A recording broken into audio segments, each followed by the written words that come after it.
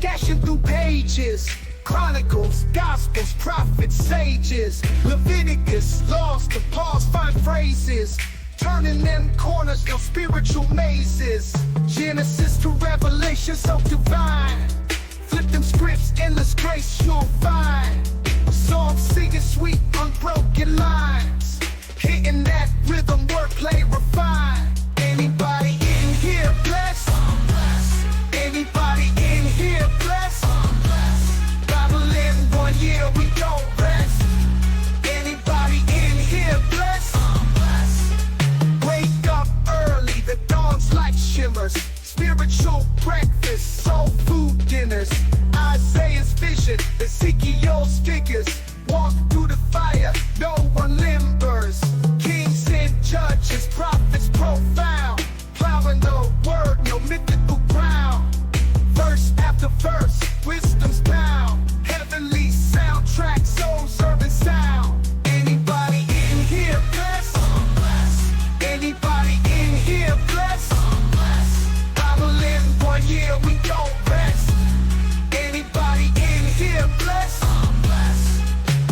No shortcuts, all divine routes. Listen to the whispers, no room for doubt. Parables drop stronger than gold faucets. Souls hydrated from divine prophets. Study the book, change perspectives. Carefully crafted, not too subjective. A year to reflect, learning perfect. Patterns of grace that time can't deflect. Old Testament drops deep and so real. Kings and warriors, covenant seals. Split that Red Sea, divine reveal. Commandments written, not made of steel. Bethlehem birth to cross on the hill. Unfolding the never blessings, pastor with skill. Scripture flip, every verse fulfilled. Through the word, every verse, every chapter, nothing unheard. Everybody in here blessed, I'm blessed. Everybody in here blessed, I'm blessed. Yo, online sermons, holy vibes delivered. Spreading light, got the sinners reconsidered. Psalm to psalm, man's like a holy DJ. Flipping through scripture, repping the Yahweh. Your emotes in the chat, praising the message. Flat cap on point, teaching eternal lessons. Everybody in here blessed, I'm blessed. Everybody in here blessed, I'm blessed. Digital pulpit, preaching like a pro. Followers grow as the faith overflow. Keyboard clicks, holy words they stick. Raining blessings down with a slick rhyme trick. Virtual congregation, united in devotion. 1 year strong, a spiritual promotion. He's a life coach with divine instructions. Streaming holiness, no room for interruption. Flat cap changed the game, new pastoral fame. Virtual shepherd, he's embracing the mainframe. In the comments, affirmatives and amens. With each Goliath tackled, faith extends. Everybody in here blessed, I'm blessed, I'm blessed. Everybody in here blessed, I'm blessed, I'm blessed. Yo, online sermons, holy vibes delivered. Spreading light, got the sinners reconsidered. Psalm to psalm, man's like a holy DJ. Flipping through scripture, repping the Yahweh. Your emotes in the chat, praising the message. Flat cap on point, teaching eternal lessons. Everybody in here blessed, I'm blessed, I'm blessed. Everybody in here blessed, I'm blessed, I'm blessed. Digital pulpit, preaching like a pro. Followers grow as the faith overflow. Keyboard clicks, holy words they stick. Raining blessings down with a slick rhyme trick. Virtual congregation, united in devotion. 1 year strong, a spiritual promotion. He's a life coach with divine instructions. Streaming holiness, no room for interruption. Flat cap changed the game, new pastoral fame. Virtual shepherd, he's embracing the mainframe. In the comments, affirmatives and amens. With each Goliath tackled, faith extends. Everybody in here blessed, I'm blessed, I'm blessed. Everybody in here blessed, I'm blessed, I'm blessed. Everybody in here blessed, I'm blessed, I'm blessed.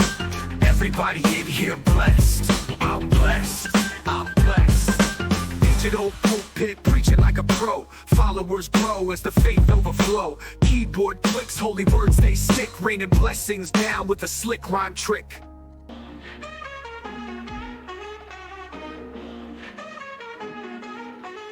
Flat cap poster dashing through pages. Chronicles, Gospels, prophets, sages. Leviticus, laws to pause, find phrases.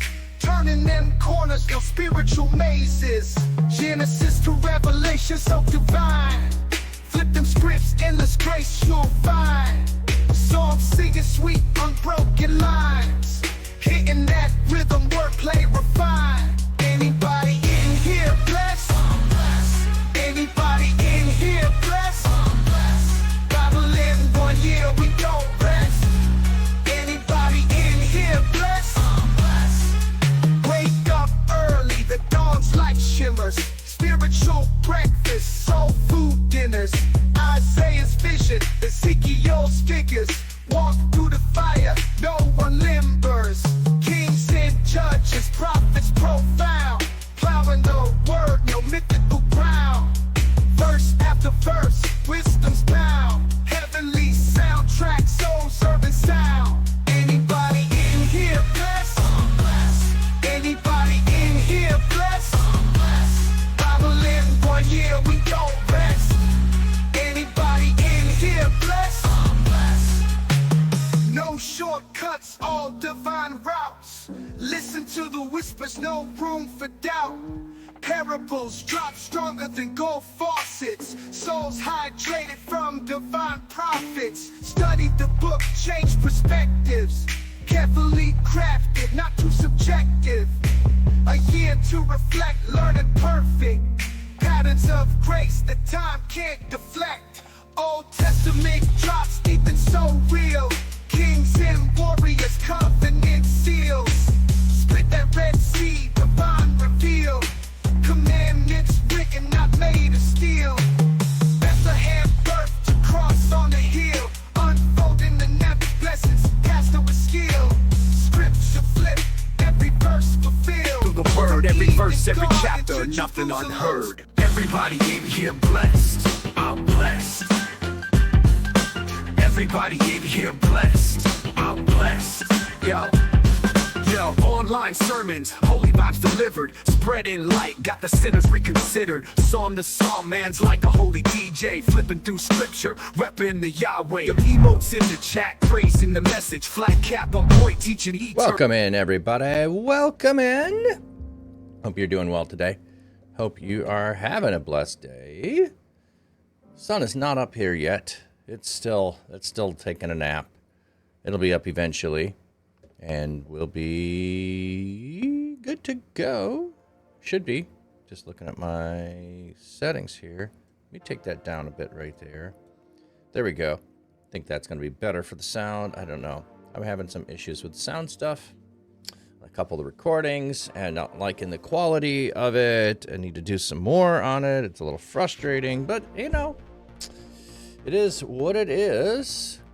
So we need a little more bass. I don't know how, if I got an equalizer, I can up the bass on that T-West, but oh well.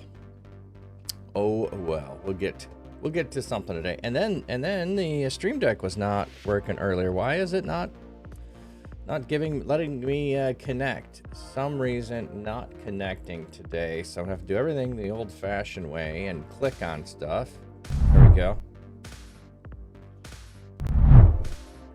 Move that out of my way so I can see better. Oh, and nothing's showing.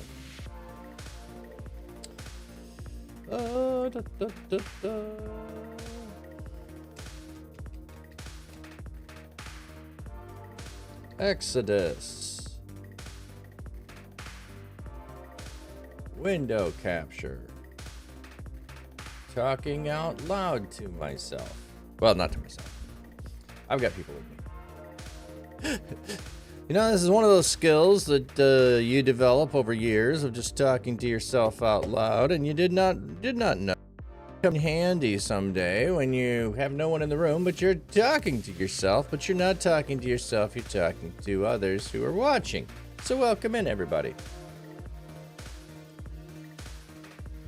Okay, bum. I wish some of those links would be shorter. I mean, they're like lengthy links to get to the YouTube there. I know you can pay for better ones, but shorter ones, I'm not paying. Just not gonna do it. Okay, so we are in Exodus 4 today, everybody. In chapter 3, the first part of the extensive call, Yahweh promises to deliver his people at the hesitancy of Moses. God guarantees his presence will be with him, and that assures the success of the mission. But with chapter 4, the second half of the call, the tone changes sharply. Now Moses protests his inadequacies in view of the nature of the task. In many ways, these verses address the question, who is sufficient for these things? There are 3 basic movements in the passage.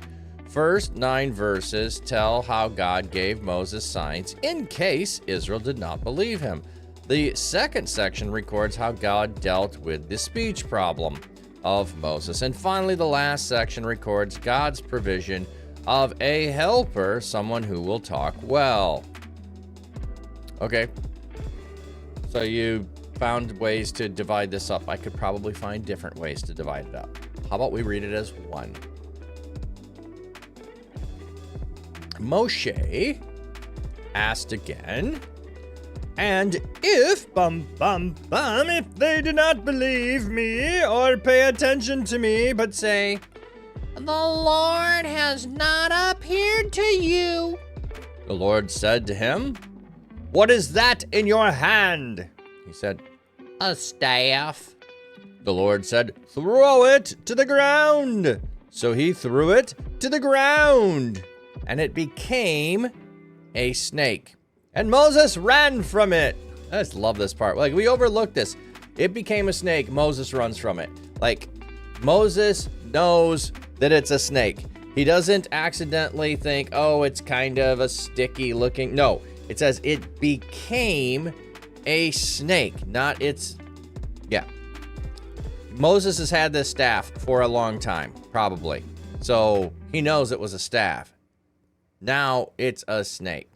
The details of the verse designed to show that there was a staff that became a snake. The question is used to affirm that there truly was a staff, and then the report of Moses running from it shows it's genuinely a snake.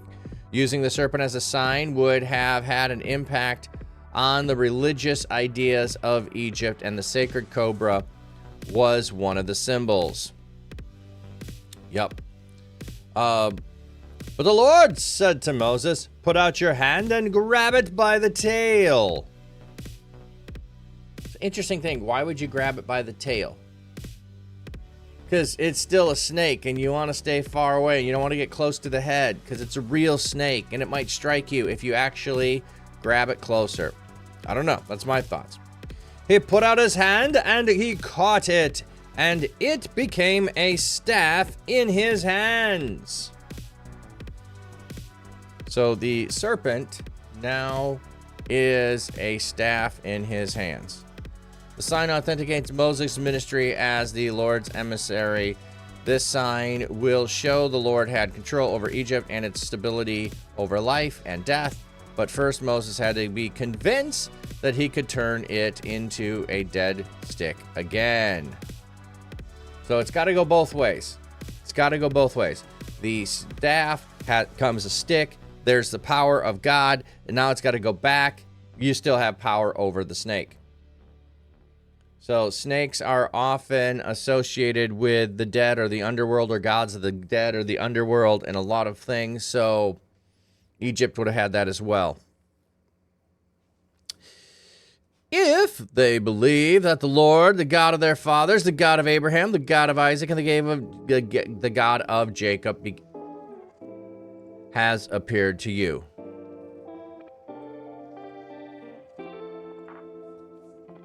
So the snake staff trick is for the people of God to believe him. Papstio, good morning. The snake staff trick is so that the people of God believe that Moses is who was sent by God.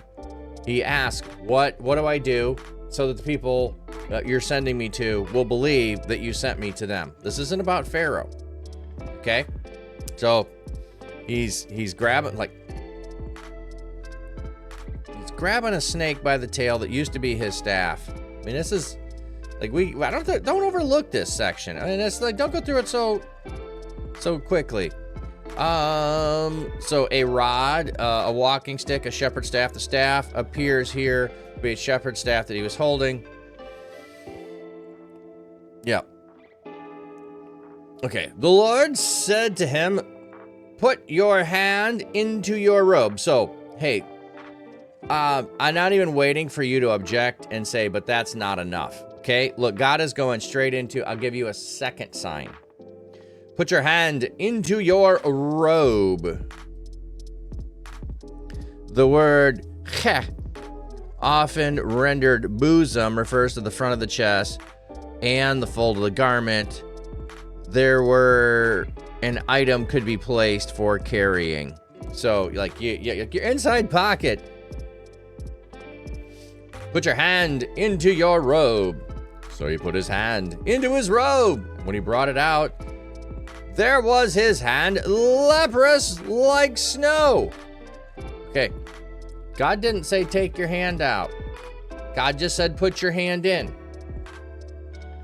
But we have the story progressing with him taking his hand out. So God didn't need to put his hand out. Like, hey, reach in your pocket.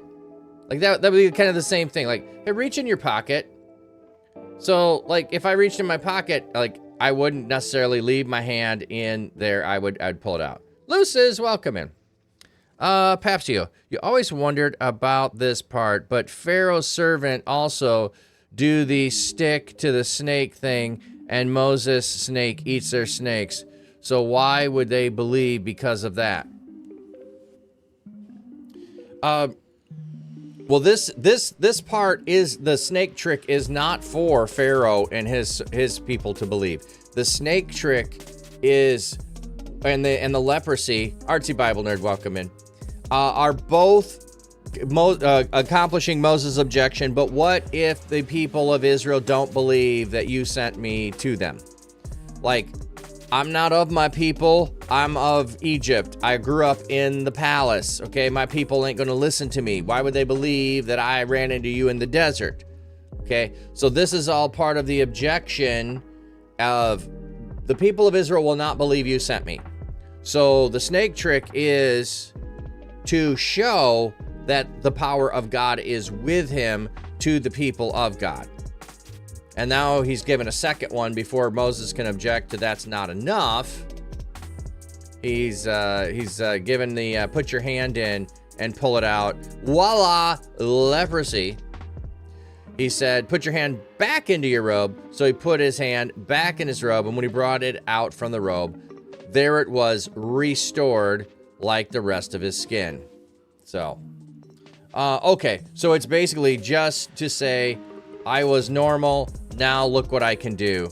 So Moses said the same thing I did. Yeah.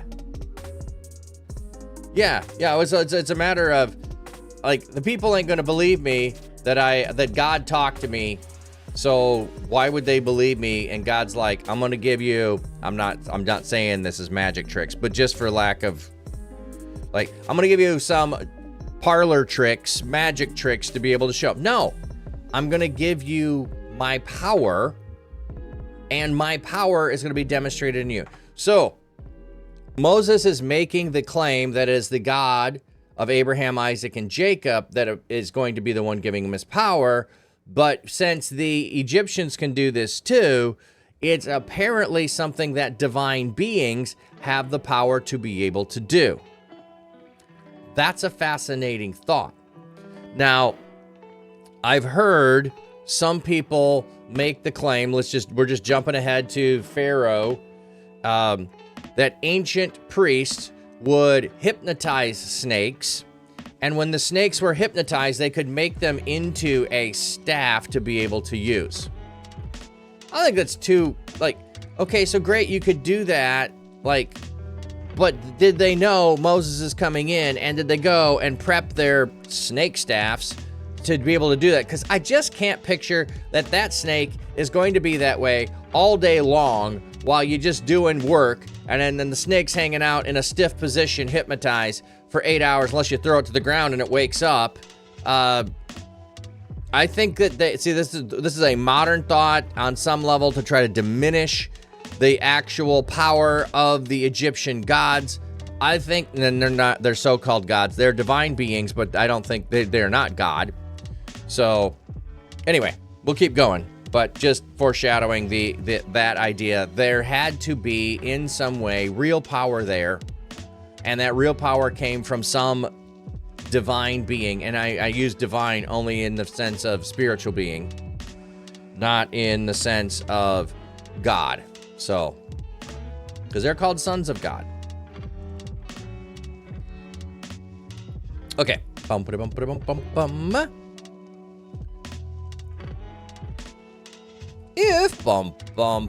If they do not believe you or pay attention to the former sign, then they may believe the latter sign. So if they're not impressed by a staff turning into a stick, you got the leprosy trick. And if they do not believe even these two signs or listen to you, then take from some water from the Nile and pour it on the dry ground. The water you take out of the Nile will become blood on the dry ground. So if the people of Israel do not believe that you were sent by God, you got 3 different pieces that you can show them. You got a snake trick, you got a leprosy trick, and you got water turning to blood. You can do that. Okay, so that's what we got. Then Moses, wait. You know what? Let me actually go look up the word for blood here.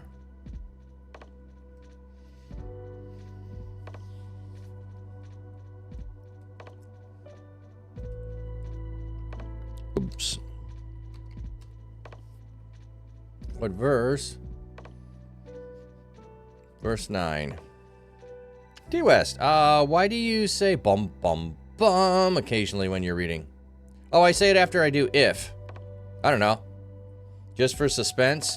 If bum bum bum. It's just dramatic. That's all.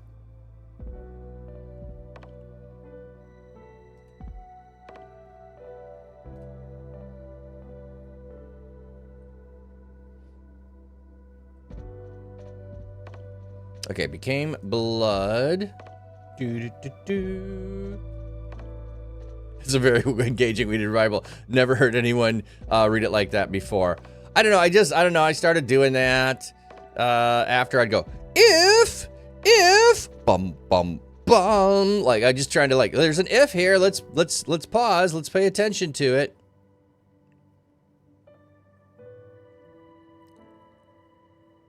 I don't do that when I'm preaching. That would be weird.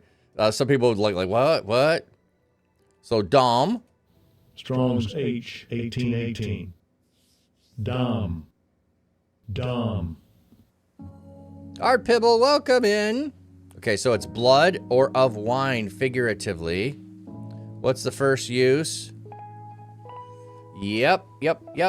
I wondered. The voice of your brother's blood cries out from the ground. The blood cries out from the ground. So this is not, we should not think of this as figuratively of, so we've got two words that are related here. So this is dam, which is blood, compared to the word for being silent, cut off, to cease, or the word for red, which is gonna be hatam, maybe.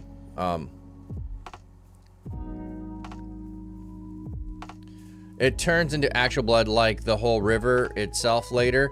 That is the way it is described. So people have tried, one of the things that people try to do as they read through all of these things with Moses is try to give them a natural explanation of what is happening.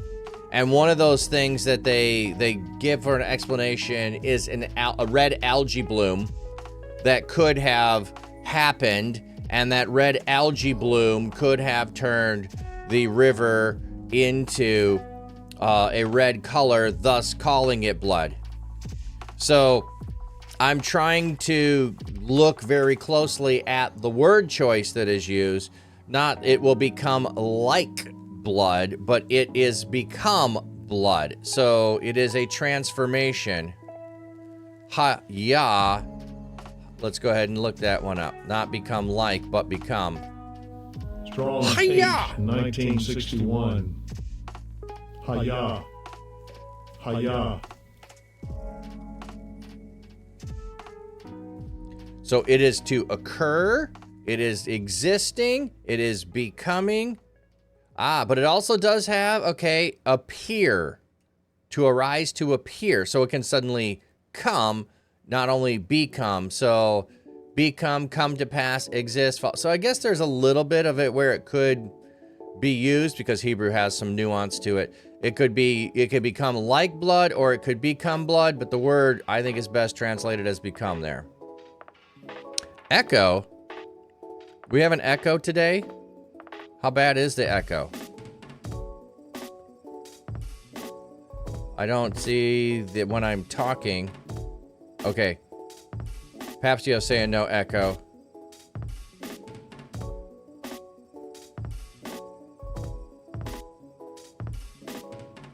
All right, confused.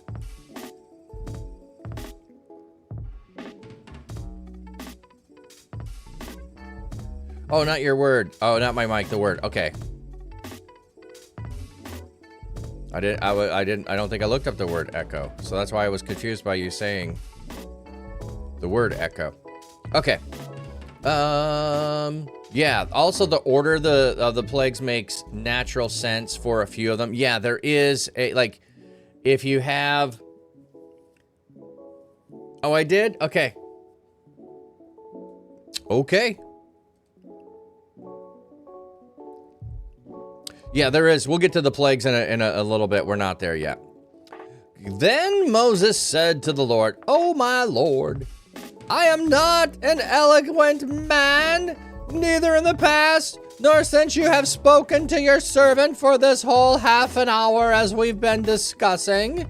For I am slow of speech and slow of tongue." Like, he just appeared. He's just appeared and he's complaining, "I haven't been eloquent this whole time." All right, we got ad break coming in.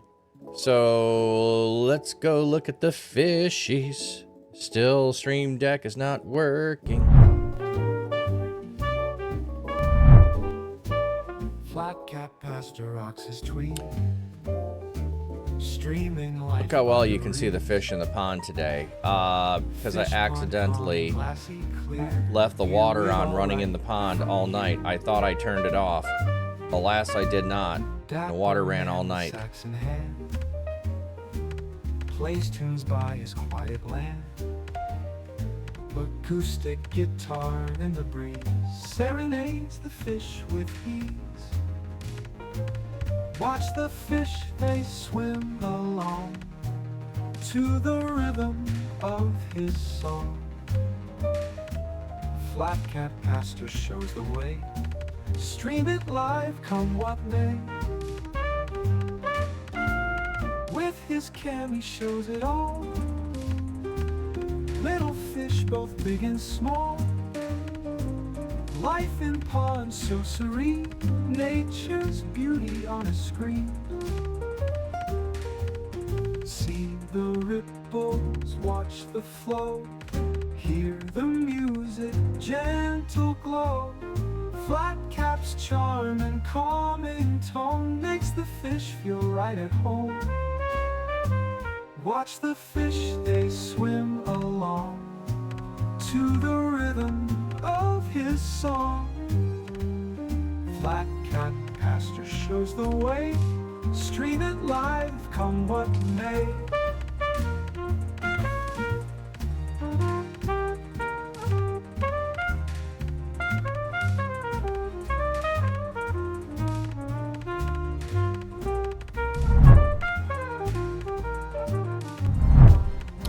Yeah, why was his tail was a showing?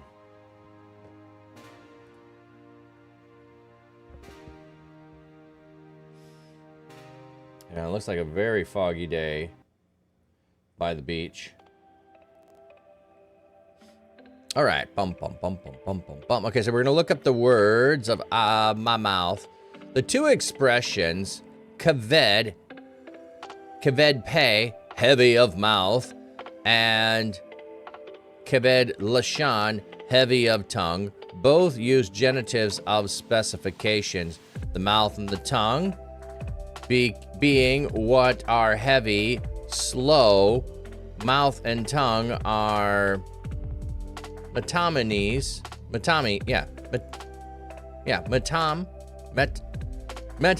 I'm not sure.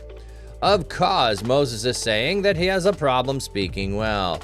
Perhaps he had been too long at the other side of the desert, or perhaps he was being a little dishonest. At any rate, he has still not captured the meaning of God's presence. See among heavy of mouth, heavy of tongue. Christopher, hello, hello. Double music audio right now, or when the fish?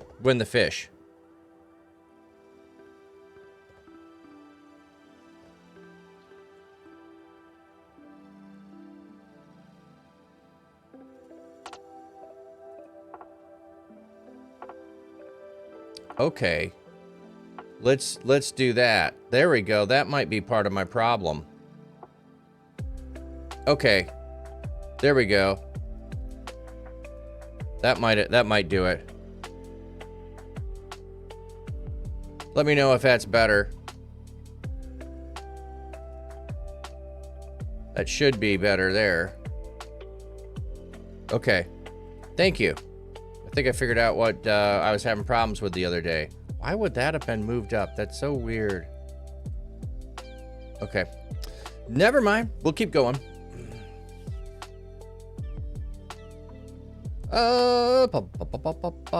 Okay, so Moses says, what if they don't believe me? Because why would anyone believe that I saw a God in the desert?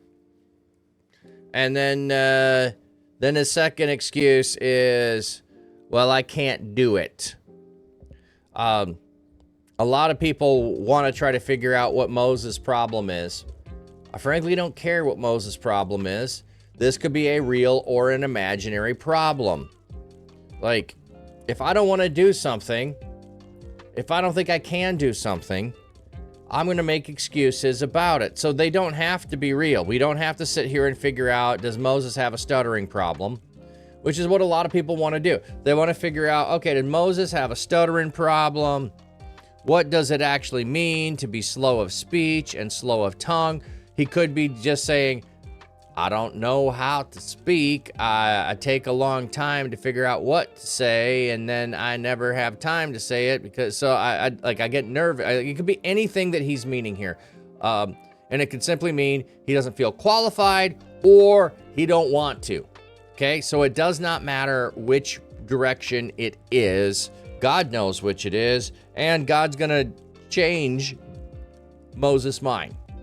So I say that because we sometimes try to solve all the problems of what was happening in Scripture so that we then can take and say, well, that's not the same excuse I have. So then if it is the same excuse, anyway, hope that's making sense. So it doesn't matter. Does not matter. Moses is like, I can't do it. The Lord said to him, who gave a mouth to man, and who makes a person mute or deaf or seeing or blind? Is it not I, the Lord? The final question obviously demands a positive answer, but the clause is worded in such a way as to return to the theme of I am, developing the same idea of God's control over life. Moses protests that he is not an eloquent speaker, and the Lord replies with reminders of him as promised, I will be with your mouth. An assertion that repeats the verb he used 4 times in 3:12 and 14, I am, I will be.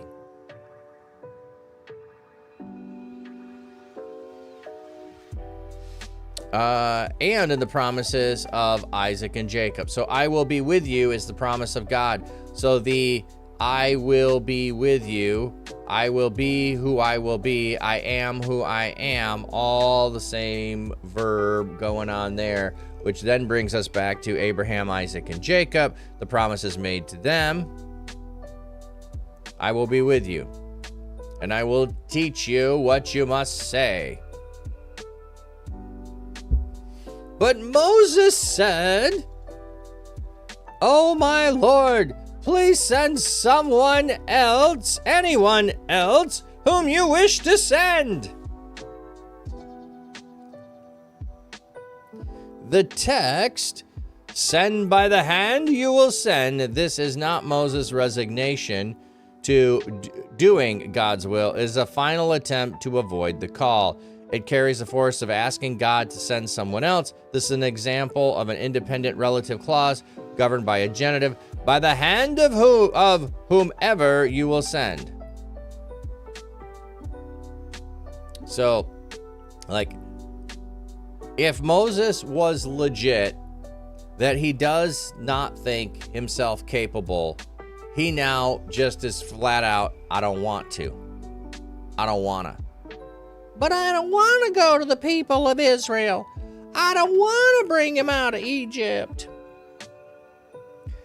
Is this a sense of, so let's ask this question. Is a sense of Moses doesn't care about the people? I mean, they are biologically his people, but if he's raised in the courts of Pharaoh, they're not really his people. Like, he's not been among them. He's not part of them. Maybe, I mean, he's raised by his mom till he was weaned. Okay, so a couple of years, whatever. But he's not part of it. He doesn't know their practices. He doesn't know all their behaviors. Now he's been in Midian with a priest of God. So apparently a Midianite who knew God, but it doesn't mean it's all the same practices. And now he's got a family. Why would he want to go do this? Okay. Then the Lord became angry with Moshe. Moses had dared openly to say, "Accept me," when he asked God to send whomever he wanted to send. But God knew this is what he meant. Moses should not have resisted the call. Okay, yeah, whatever. Let's keep reading this. Don't need the footnote on he shouldn't have. He was reluctant. Oh, yeah, we know that. Came angry with Moshe and said, "What about your brother Aaron the Levite?" Okay, very interesting thing to say. Suggesting that the term Levite might refer to the profession rather than the ancestry here. Both Moses and Aaron were of the tribe of Levi, and there would be little point in noting the ancestry of Aaron. Exactly. In thinking through the difficult problem of identifying the Levites, he cites McNeil as saying the Levite referred to the one who had official training as a priest in Judges, where a member of the tribe of Judah was a Levite. What?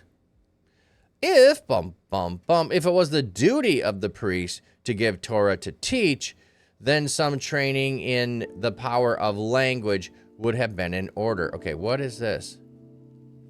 There was a young man from Bethlehem in Judah. He was a Levite who was temporarily residing. Oh, okay. So no. I'm the way. It doesn't say he's a member of the tribe. It says he's a resident in the tribe. And that's no big deal because Levites had cities. So he's just in a city and he's residing in Bethlehem. He's a Levite. That doesn't mean he's of the tribe of Judah. He's residing in the land of Judah. I think that's a really bad misinterpretation of in the land, in the town of Bethlehem, not meaning he's not of the tribe of Judah. He's of the tribe of Levite. So he's not a Levite by practice and a member of the tribe of Judah by birth, unless he happened to be both. But then, yeah. Okay. Side note over. So, yes, this is weird to say your brother the Levite. But if you're reading this and you already know about the Levites, this is how authors foreshadow things to come. Okay, this is how authors foreshadow things to come. So this could be foreshadowing in the story of things to come that you, the audience, already know about. We already know he's of the tribe of Levite. We already know that the Levites become the priest, or then Aaron's become the priest from the tribe of Levite. Okay. I know that he can speak very well. Moreover, he is coming to meet you, and when he sees you, he will be glad in his heart. So, God already knows that he is coming. He is about to come. He is coming. Participle to the imminent future. So, he's about to come. He is coming. Okay. He will come to you. So you are to speak to him and put the words in his mouth. And as for me, I will be in your mouth and with his mouth, and I will teach you both what you must do. So he's going back to the promises earlier. I will be with your mouth and with your tongue, and I'll teach you what to say. Now we're going to bring your bro in, and I'm going to teach you. I'm going to put the words in your mouth, and I'll put them in his mouth, and I will be with both of you, and I will teach you what to say and what you must do. He will speak for you to the people, and it will be as if, as if he were your mouth, and as if, you were his God.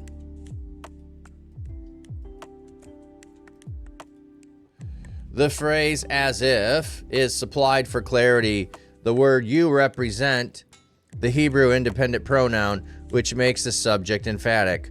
Moses will be like God to Aaron, giving him the words to say, inspiring him as God would inspire a prophet. The whole process had now been removed one step. Instead of God speaking to Moses and Moses telling the people, Aaron would speak for a while, but God was still going to work through Moses. Yeah, I thought I'd say, you will be God to him. You will be God to him. So, Moses is now going to serve as God. Aaron is going to be the spokesperson for God, the prophet. So Aaron is the prophet. Moses is not the prophet. Oh, but we are one who is a prophet like Moses. Okay, so Moses is still prophet. He is prophet, priest, and king. Is one way to think about it. Moses is prophet, priest, and king to start with. The priestly role is going to be given to Aaron. It's going to be taken away. The prophet role, he remains, and the king role is going to be distributed when we get to Mount Sinai, when he raises up the individuals to judge. He still is going to be supreme over them. But there's a level at which different things began to be broken out, and later there are fully the three roles of prophet, priest, and king when we get to David. So, okay. So Moses went back to his father-in-law Jethro and said to him, I don't know. Lucius might just be lurking.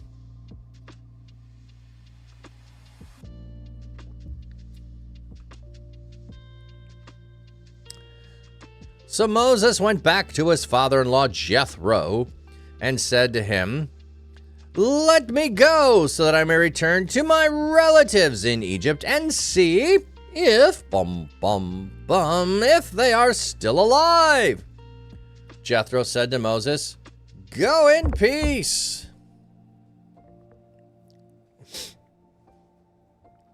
The Lord said to Moses in Midian, okay. So is this going back to the burning bush? Jethro says, go in peace. Does Moses tell him more about what's going on? Does he tell him that there is, that God met him? We don't know. We don't have that. I think there is a level at which he probably does relay all the story, but we do not know that right here. It doesn't give us that information. So when Jethro shows up later, we need to think through what he may or may not have known already. Okay. The Lord said to Moses in Midian, "Go back to Egypt, because all the men who were seeking your life are dead."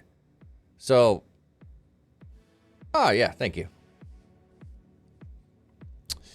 Then Moses took his wife and sons, and he put them on a donkey and headed back to the land of Egypt. So a donkey going to Egypt. Very interesting. A donkey going to Egypt. School run. Thank you, friend. Only Gershom had been mentioned so far. The other son's name will be explained in chapter 18. The explanation of Gershom name was important to Moses' sojourn in Midian. The explanation of the name Eliezer fits better in the later chapter. So we're getting names and exposure of names when they're important. The donkey from Shrek. Well, I'm thinking and equating Balaam's donkey, and also Jesus riding on a donkey. But we're going a donkey to the land of Egypt, so not a talking donkey. Donkey.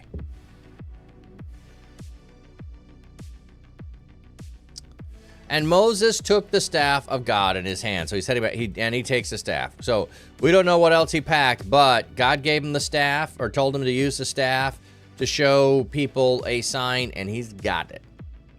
The Lord said to Moses, "When you go back to Egypt, see that you do before Pharaoh all the wonders I have put under your control." Okay, so these wonders were given so that the Israel people, the Israelites, would know Moses was sent by God. Now he's saying, oh, BT dubs, show them to Pharaoh too. I know you asked for something to prove that you're sent by God to your people. Yeah, go ahead and use those for Pharaoh too. I will harden his heart, and he will not let the people go.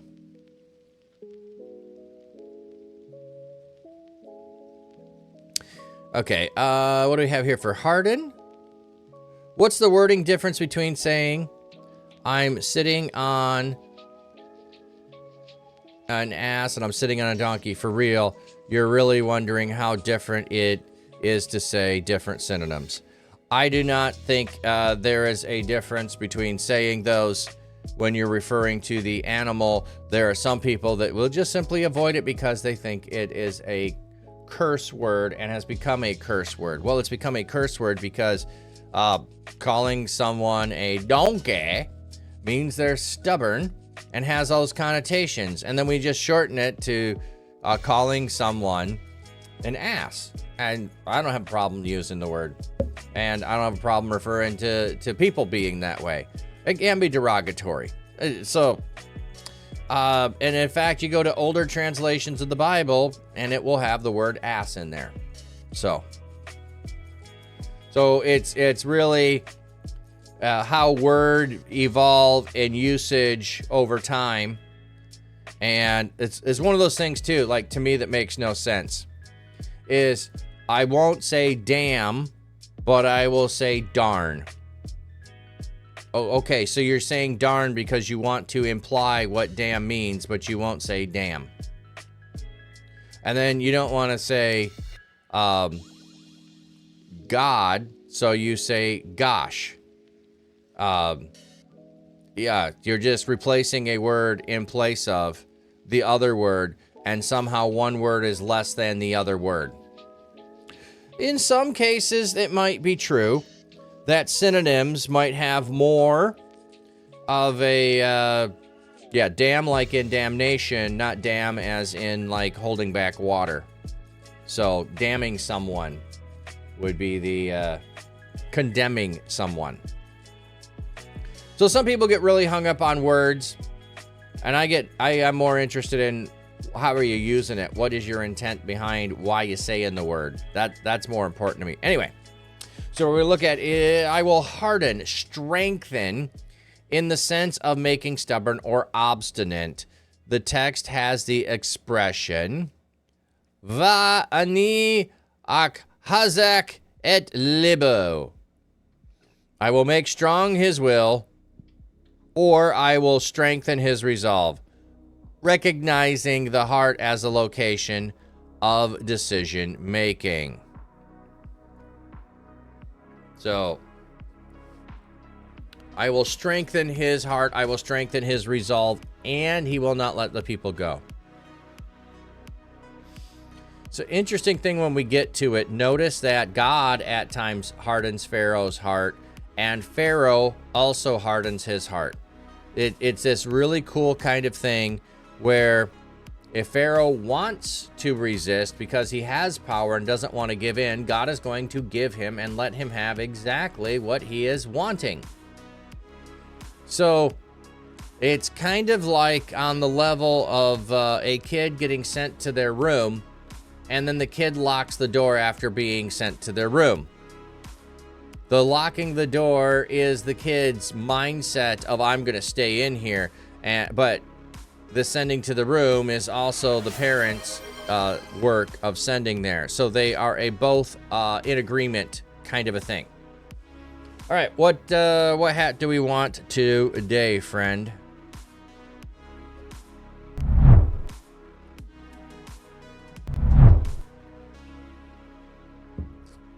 Pick a shelf, you can pick a color.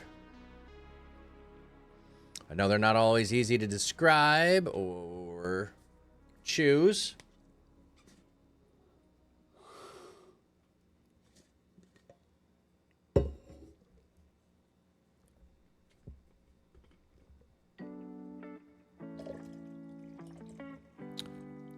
The one on the middle. The one. That's very specific. The one.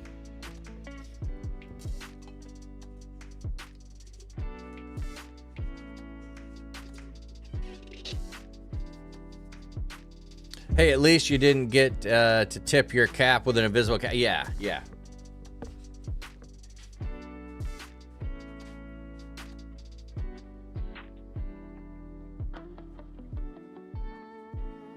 All right, this one's a plum color. I don't know if that's the one you wanted.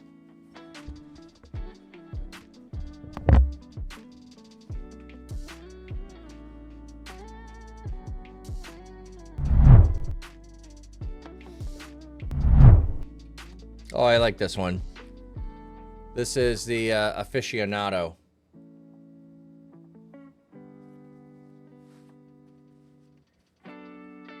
It's a comfy hat. Oh, ad start in 10 seconds. All right.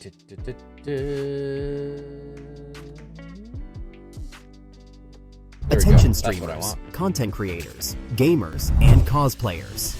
Last year, ReachConf was an absolute blast. An in-real-life celebration where creators connected, impactful speakers inspired, gaming tourneys, on-stage shenanigans, and fantastic music kept the energy high. It was more than an event. It was a community coming together. Get ready for ReachConf 2025, happening November 6 to 8. All the best parts of gaming and creative culture will be there, live and in person. Last year, we hit capacity, and even with increased numbers this year, tickets are sure to sell fast.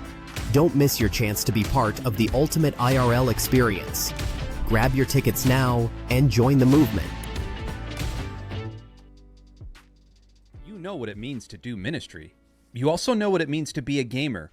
And you know what it means to try to share Jesus in that space. I mean, you're doing it. You're in the lobbies, you're on Discord, you're in game chats, you're trying to be encouraging in your live stream chat. You're trying to bring hope into that stream. You're praying for the person behind the handle. Gaming might be the medium, but discipleship is the true mission. And you feel like you're doing this by yourself. But imagine you weren't doing it alone. You've got backup. Imagine you were equipped and resourced and linked with others who know that discipleship can happen where you're at, where other players are gathering. Imagine that your passion is coordinated. You can have fun and be intentional on your streams. What if there was a summit built just for you, for digital missionaries in the gaming world? What if you were not just playing together, but you were actually building the kingdom together? That is DMCon, a digital space for gamers who disciple and disciples who game. If you've ever questioned whether games could be sacred ground, this is your confirmation. The digital spaces you inhabit can become communities of belonging, healing, and gospel transformation. Jesus is already in the game. Let's discover where together. You're not alone. Come and see who else is with you right now. Register for DMCon today. Well, if Reach Conference, yeah, in 14 days, I'm guessing that must mean you're taking a boat, because I don't know how you get in here otherwise. If you're not, 14 days is not how long it takes on a plane. So, assuming that's a boat, that's a long, and yeah, the trip is expensive. I bet it is. But there is DMCon that I have the other promo for, and that is in 2 weeks. It's in 2 weeks, so maybe you can jump on and do that one. Just sign up, missionary.digital. There's also European conference next Wednesday, so a conference the next 2 Wednesdays if you're able to make it, and both of those are free. Both of those are free. The one will be focused on Europe and digital ministry, and the other will be focused on gaming ministry. So if you can't make one in person, there's other options.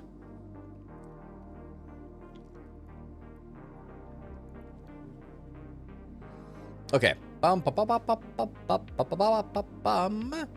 When you go back to Egypt, see that you do all that I have put under your control to do before Pharaoh. I will harden his heart. That's where we were at. He will not let the people go. Like Moses was making objections here, okay? Why doesn't he make an objection here? I mean, he's already ticked off God, so I can understand why he doesn't say anything now. But this is like a restatement of what already happened, okay? So this is more of a clarification.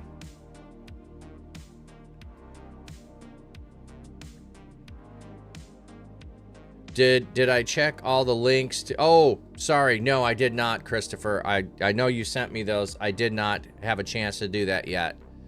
I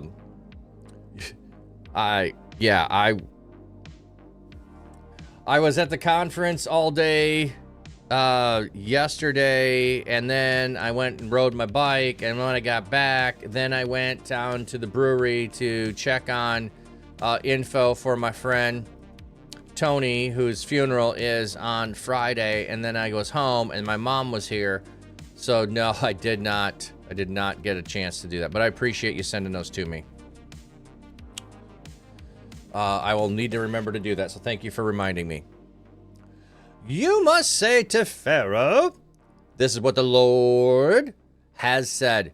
Israel is my son, my firstborn. And I said to you, let my son go that he may serve me. But since you had refused to let him go, I will surely kill your son, your firstborn. All right, so we got a bunch of foreshadowing here. The metaphor use, I don't think it's metaphorical. I think it's actual.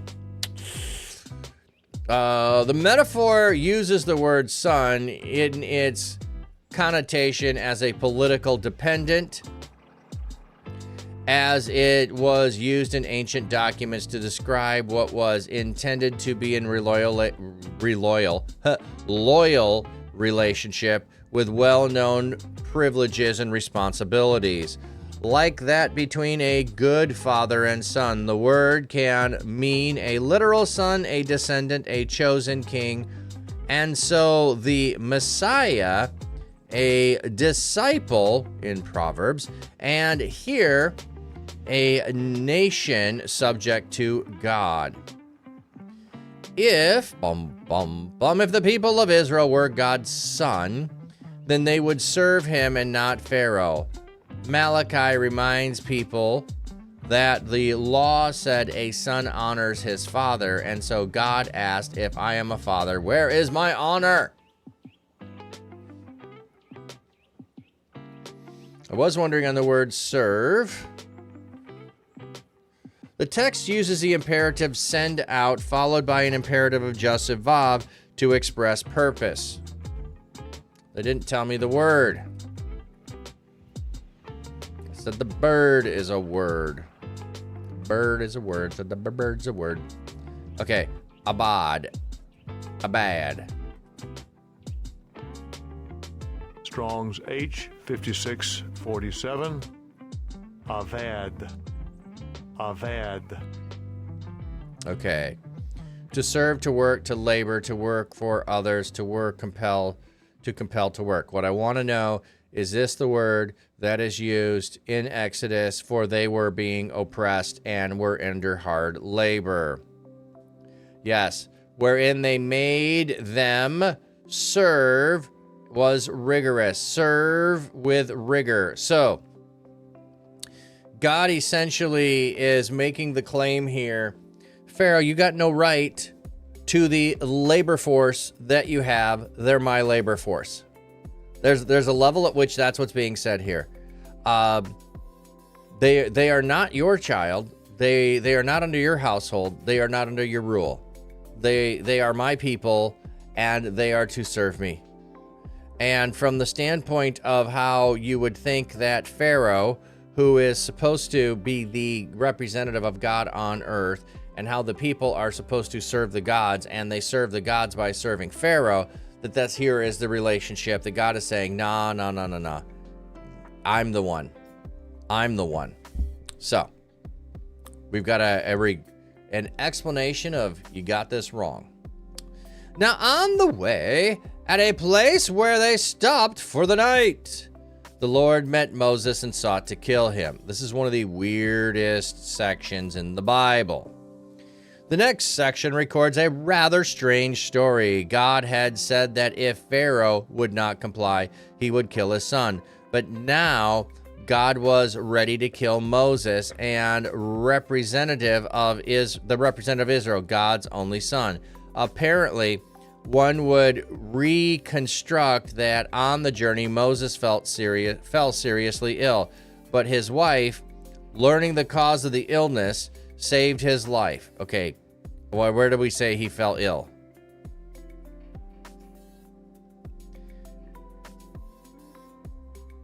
That's weird. I've never heard that before. Okay.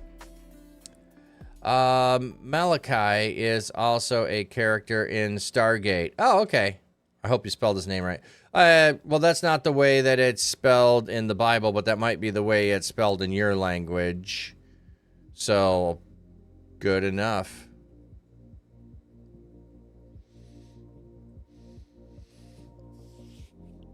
Excuse me, yawns today. Okay. Now, at the place where they stopped for the night, the Lord met and sought to kill him. Met Moses and sought to kill him. Oh, so they're interpreting the seeking to kill Moses as him being sick. I guess that's what they're doing there.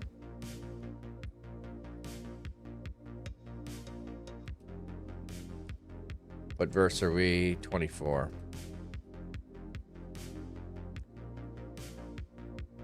So the Lord came to pass, by the way, in the inn, that the Lord sought him to kill him.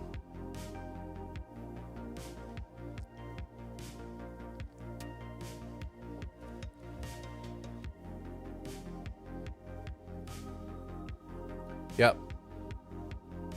Yeah, he's wanted to kill. Yeah. The Lord met Moses and sought to kill him. Yeah.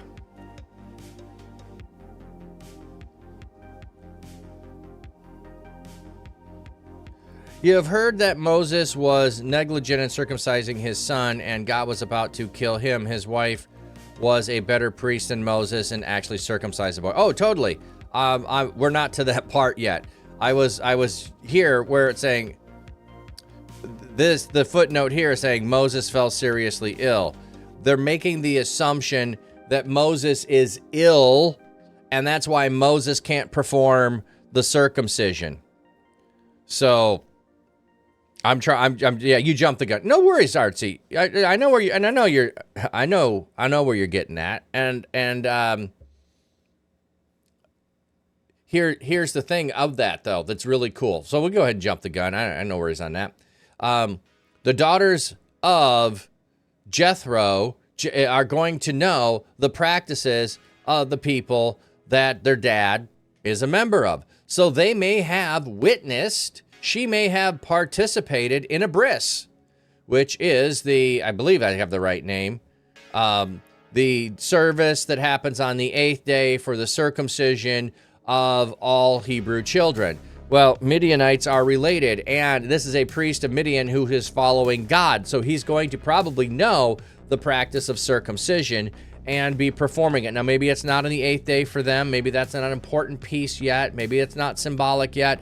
But yeah, as being the daughter of a priest, she had probably seen it happen before. But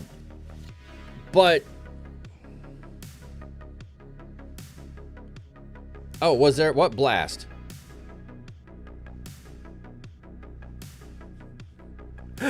Spoilers, we've read the Bible before. Part of that problem then is with that thinking. So that's what I'm thinking through. Why then didn't she have her children's boys circumcised if that was a practice that they were doing? So like I can solve one problem, I create another problem, if you follow me. So I can solve the problem of how she has the knowledge, but then if she has the knowledge, why wasn't it done?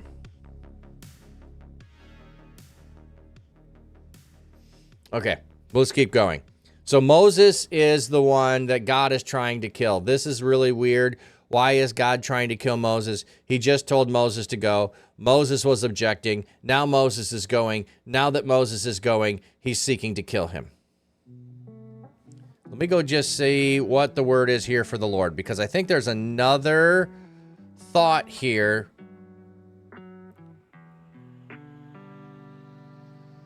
Oh, did girls get circumcised in the same time? No, Christopher, they did not. And there is a practice in some religions for girls to get circumcised, but it is not a practice here. And part of it is the inheritance of the land is part of the covenant, and the sign of the covenant is circumcision.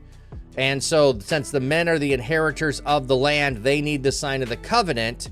Their wife doesn't need the sign of the covenant because the wife doesn't inherit land. The girls don't inherit land. Yes, there's exceptions where they can. It'll be passed on to their sons. So in a sense, they don't inherit the land. They are stewards of the land so that their sons can inherit it from their grandfathers. So they don't need to have the covenant. So it's a suzerain vassal covenant treaty. You would have a symbol of a covenant. So what God does for his people is, rather than giving them something, like if you were in a treaty, let's just say I'm in a treaty with Blessing Boat. Boom, here's my symbol of Blessing Boat. I show you this every time that I need to say to Blessing Boat, hey, remember we're in a treaty together. I have to pull this out, show Blessing Boat, and say, oh, yeah, I remember we do have a covenant. So this is one of those things where every time you pull out the sign of the covenant, it is to show you're in covenant relationship. And that's also going to also be connected with part of the promise is about children and having many multiple descendants. So every time you pull out to say, hey, maybe we should have some kids, oh, there's the sign of the covenant and a reminder of the promise. And so, hey, God, you know what I'm doing down here? I'm trying to fulfill the promises you made. So let's go. And so I hope that makes sense. Yeah, and I know that, there are some Muslim countries that circumcise girls. I have not fully investigated that, Christopher, but from my understanding, in some places, so I'm not saying this is every place, in some places, one of the reasons they circumcise girls is so that they do not have pleasure when procreating. That is part of the reason why they do that. Which to me is horrible. Horrible to do that.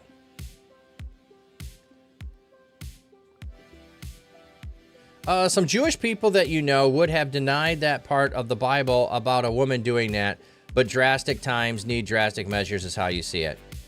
Oh, yeah. Yeah, that's so ignorant. It totally is. And like I said, I only know that it is partially practiced that way. I do not know if it's exclusively practiced that way. I'm just saying there is a form of that, and that's why they do it. Yeah, Lou says, I'm not surprised that some would do that, but I don't think they need to. Because there are the exceptions when there's not a male to perform, that females do things. There's also Deborah, which is not an excuse to be able to do things. And there's another one that Josiah goes to a prophetess as well. So women have the word of God given to them and proclaim the word of God to people. So cutting off some foreskin ain't no big thing. Now, if you're talking about it as the ritual practice of it, of being a member of the covenant, and you're not a member of the covenant, I could see an objection. You're not actually a carrier of the sign of the covenant, therefore you can't carry out the carrying of the sign. That, you know, that kind of thinking. But I digress. So, Moses, and maybe, okay, it doesn't say here. Let me just pose another thought. He is seeking to kill him. Oh, that's what I was going to go. I was going to look up the word Lord, because I think there's another possibility that I've heard here that this is not Yahweh, but this is like the angel of the Lord that shows up. So we're at verse 24. Oh, we are here. The Lord. Okay, so it is Yod-He Vav-He met him. Okay. That takes that out of my thinking. It's Yod-He Vav-He. Okay, so that's, and I see no variant on that.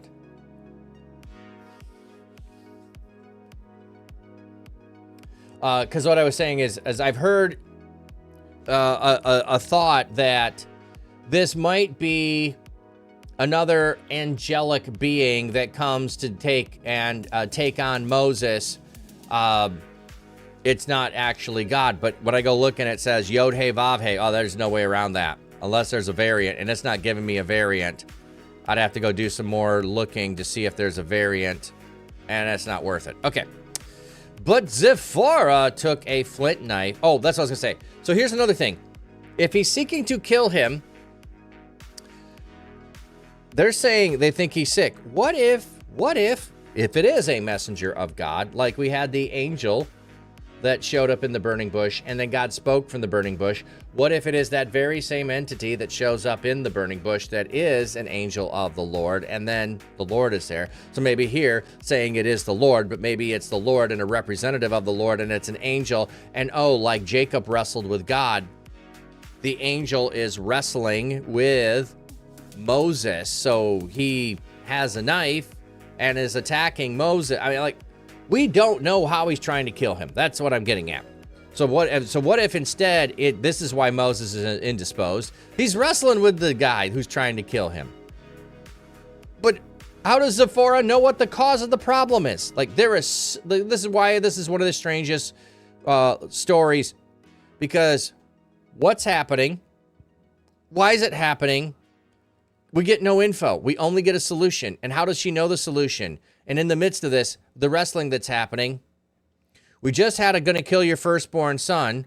Has Moses stepped in to stop this person trying to kill the firstborn son? Is that what we have? The Lord coming in, and the Lord being represented by the angel of death. Let's just do that, because the angel of death is going to show up later.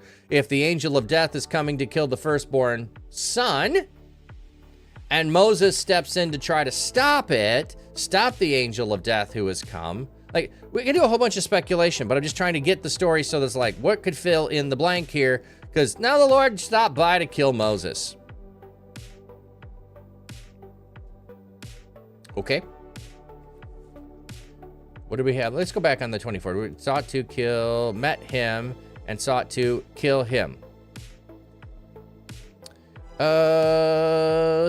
Kill him. Okay. So it is. The reason I'm saying this, okay, so let my son go that he may serve, but since you have refused to let him go, I will surely kill your son, your firstborn. This is why I'm saying maybe what the attempt here is, sought to kill him, is not reference to Moses, but a reference to your son, your firstborn son. What if that's what the kill him is? I will surely kill him. So now God has sought to kill him. Okay, let's move on. We spent a lot of time on this. But Zipporah took a flint knife, cut off the foreskin of her son, and touched it to Moses' feet.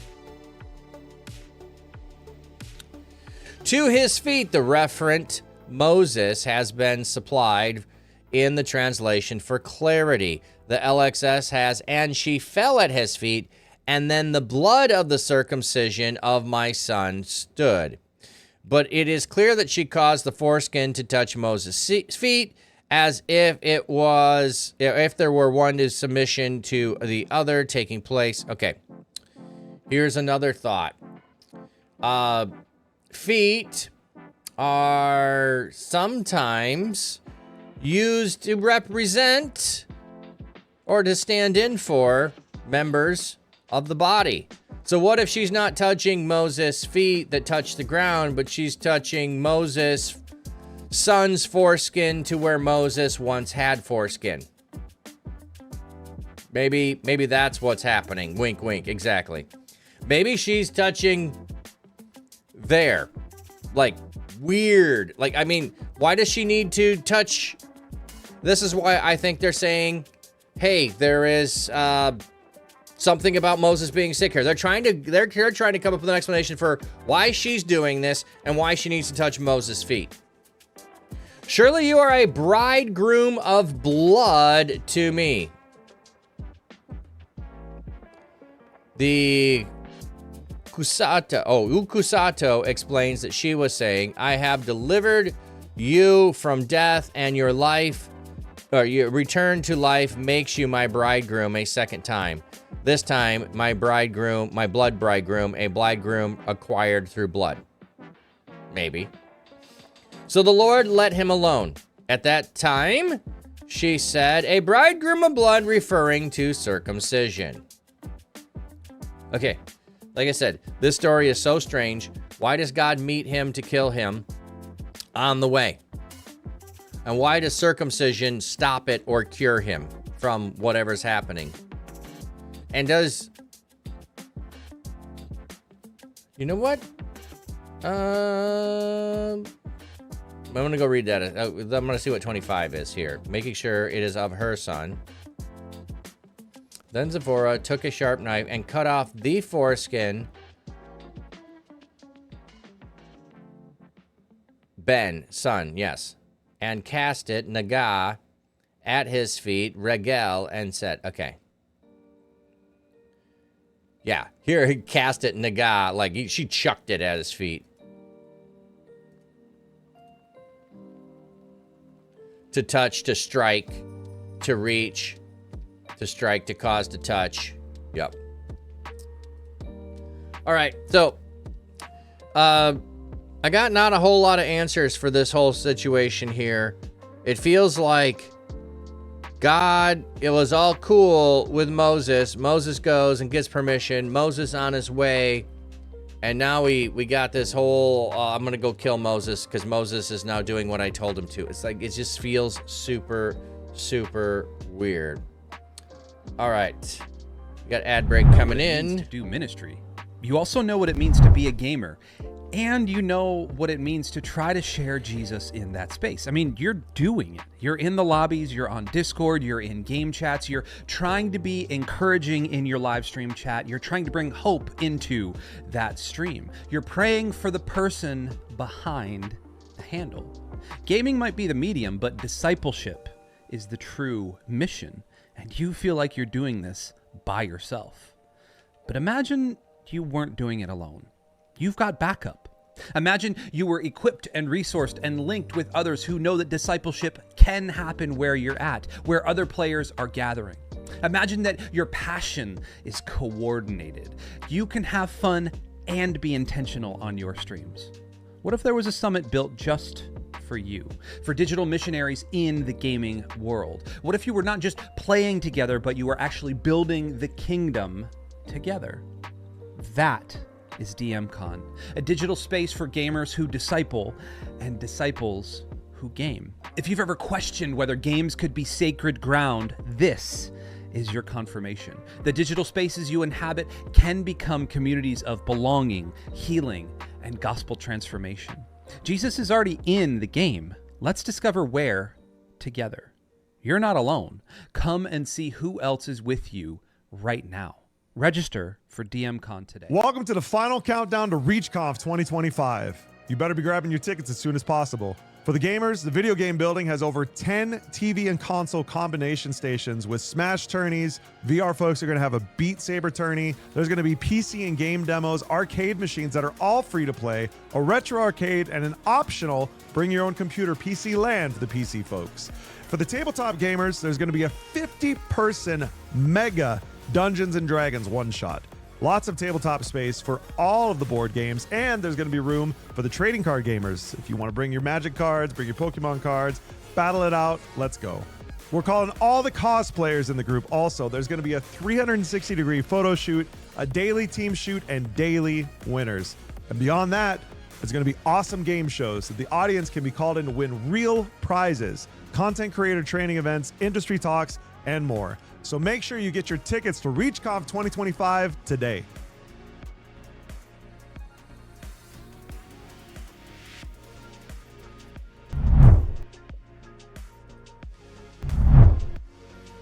All right.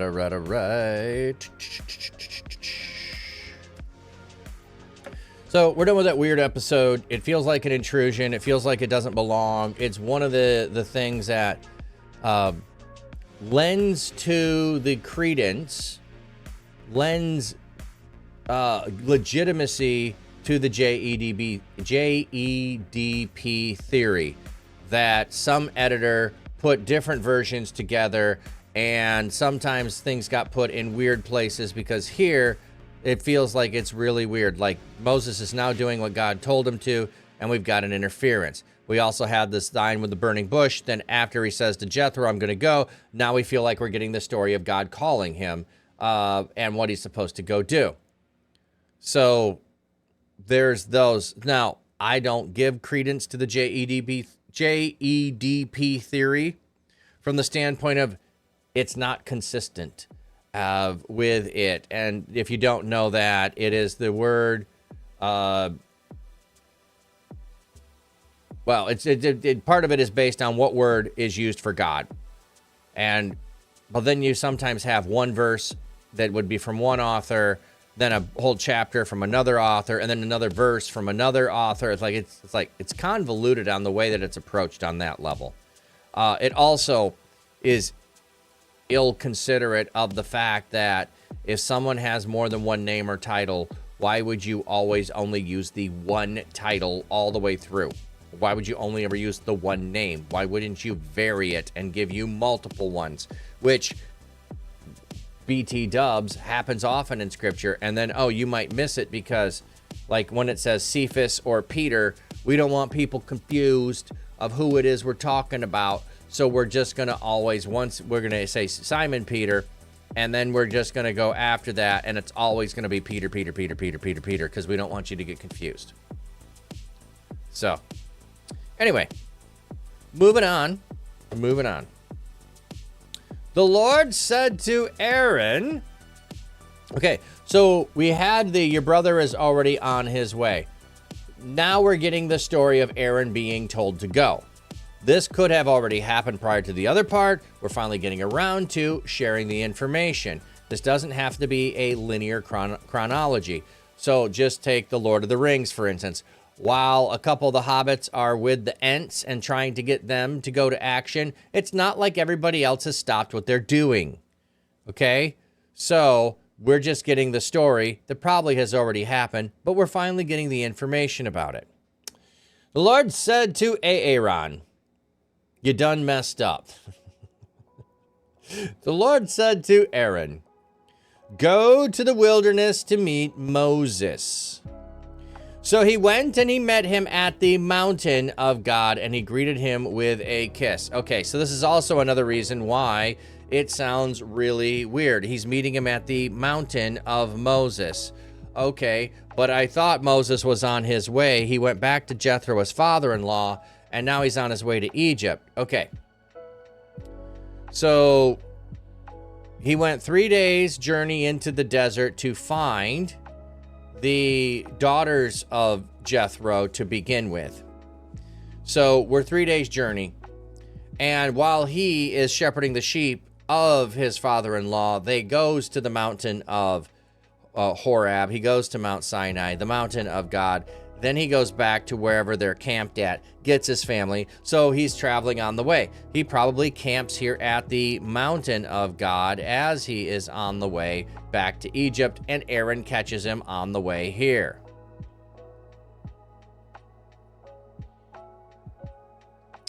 Driver considers that this verse is a continuation of verse 17 and 18, and that Moses met before Moses started back to Egypt. The first verb then might have been nuanced as a past perfect. Okay. I don't think that has to be that he met him at the wilderness and he met him at the mountain of God. I think he could have went back to camp, got his stuff, and while he's traveling to Egypt, he has to go back past the mountain and meets him there. And since father-in-law later meets them at the mountain, father-in-law knows where the mountain is too. So it chronologically, not a problem. Moses told Aaron all the words the Lord who had sent him and all the signs that he had commanded. So he's telling him, it doesn't say he's showing him. Then Moses and Aaron went and brought together all the Israelite elders. Okay, so where is his wife? Where is his kids? Do they keep coming? Said he packed up and he was going to go, so they suddenly leave the story. Aaron spoke and all spoke. Oh, Artsy, if you're still here, if you wanted to add anything else with the Zephora thing, go ahead. Aaron spoke all the words that the Lord had spoken to Moses and did the signs in the sight of the people. So it says Aaron spoke all the words and did the signs of the Lord. So who's doing the signs? Is Moses doing the sign or Aaron doing the signs? I don't think it matters. And the people believed. So Moses is worried the people wouldn't believe. They've got signs, and it says he did all, including the water to blood. When they heard that the Lord had attended to the Israelites and that he had seen their affliction, they bowed down close to the ground. So they're prostrating themselves when they hear what God has done.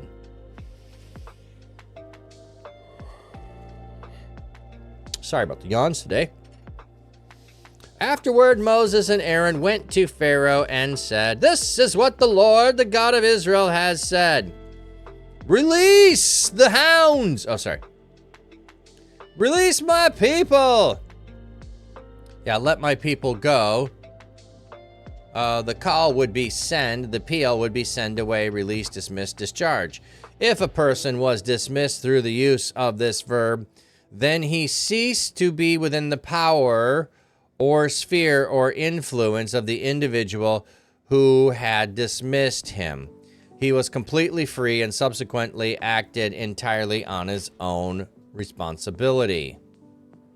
Yeah, that's what I understand when you say, let my people go. So I don't have a problem with that. Okay. Let my people... I'll say, release my people so that we may hold a pilgrim feast to me in the wilderness. But Pharaoh said, "Who is the Lord that I should obey him by releasing Israel?" This is a rhetorical question expressing doubt or indignation or simply a negative thought of Yahweh. is nothing. Okay. I just wanted to see if it was Yod Hey Vav Hey, because it would have been easy for Pharaoh to not use his name. I do not know the Lord and will not release Israel.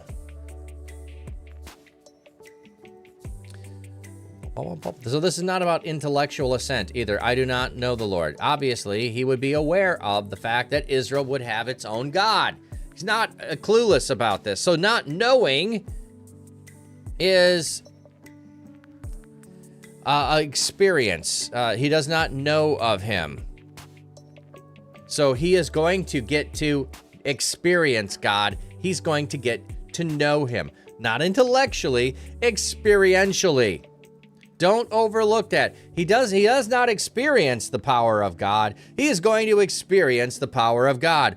I don't know him. Why would I release him? And they said, the God of the Hebrews has met with us. Let us go a 3-day journey into the wilderness so that we may sacrifice the Lord our God, so that he does not strike us with the plague or the sword. The word journey is an adverbial accusative telling the distance that Moses wanted the people to go. It is qualified by 3 days. It is not saying that they would be gone 3 days, but that they will go a distance that will take 3 days to cover. True. True. And given the nature of their festivals, it'd be a week-long festival. A Festivus for the rest of us. But interesting that they are concerned with being struck with a plague or the sword.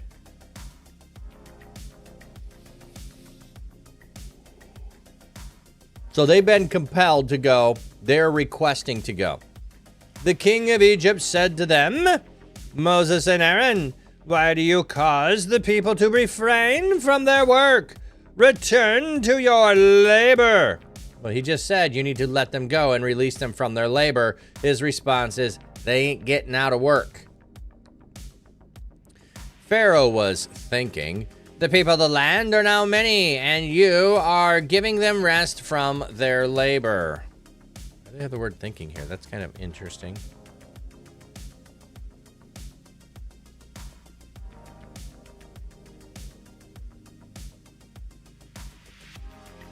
And Pharaoh said, this is not the kind of thing Pharaoh is likely to have said to Moses, and so it probably is what he thought or reasoned within himself. Other passages show that the verb said can do this.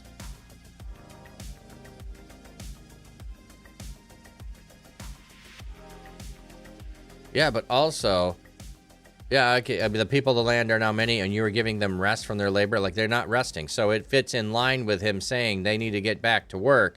And you're giving them rest from their labor?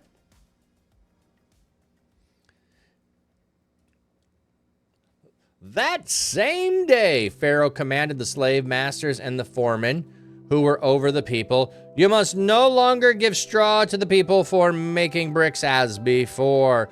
Let them go and collect straw for themselves. So, instead of giving them the materials for the labor that they are doing, let them gather the materials. So just, you want them to have rest? I'll give the people that are helping them rest. That's what we got. But you must require of them the same quota of bricks that they were making before. Do not reduce it, for they are slackers. Are you a slacker, McFly? This is why they are crying, let us go and sacrifice to our God. Make the work harder for the men so that they will keep at it and pay no attention to lying words. So, in other words, don't give them any time to think about we should go and we should be like, while I'm resting, yeah, I'm gonna, it'd be nice to go visit the desert and throw a worship party. Yeah, let's do that. Like, if I'm busy working all day long, I ain't got no time to plan no worship party out in the desert for 3 days. 3 days from here. Ain't got no time for that. So I can't go do that. So if they're just busy working, they won't have time to plan. So the slave masters of the people and their foremen went to the Israelites and said, "Thus says Pharaoh, I am not giving you straw. You go get straw yourself, wherever you can find it, because there will be no reduction at all in your workload." So the people spread out through all the land of Egypt to collect stubble for straw. The verb vayefetz is the hollow to put, and it means to scatter, spread abroad. I also think it is a word that is used when you have insects spreading out and covering the land. So let's go at Exodus 5. I'm watching. Good morning. That was the second longest raid train you ever done yesterday. You're awake, but you're floaty. I hope, yeah, I feeling that too. I am still lacking from Tuesday.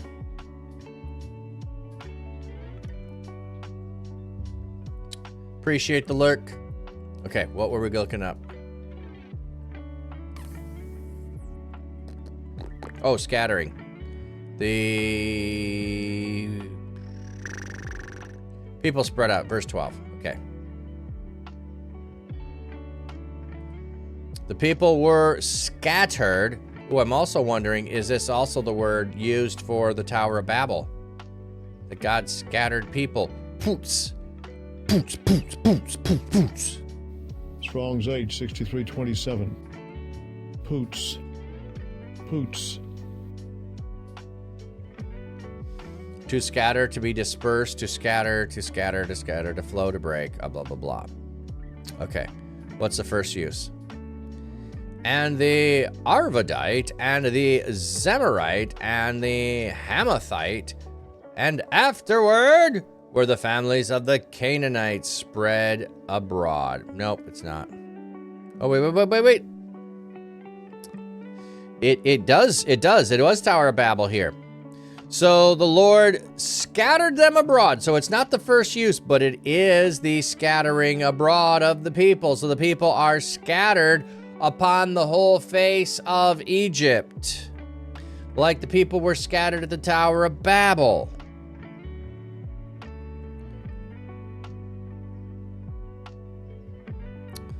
I was wondering if it did work for insects too, but I don't see a reference to look at there. Okay.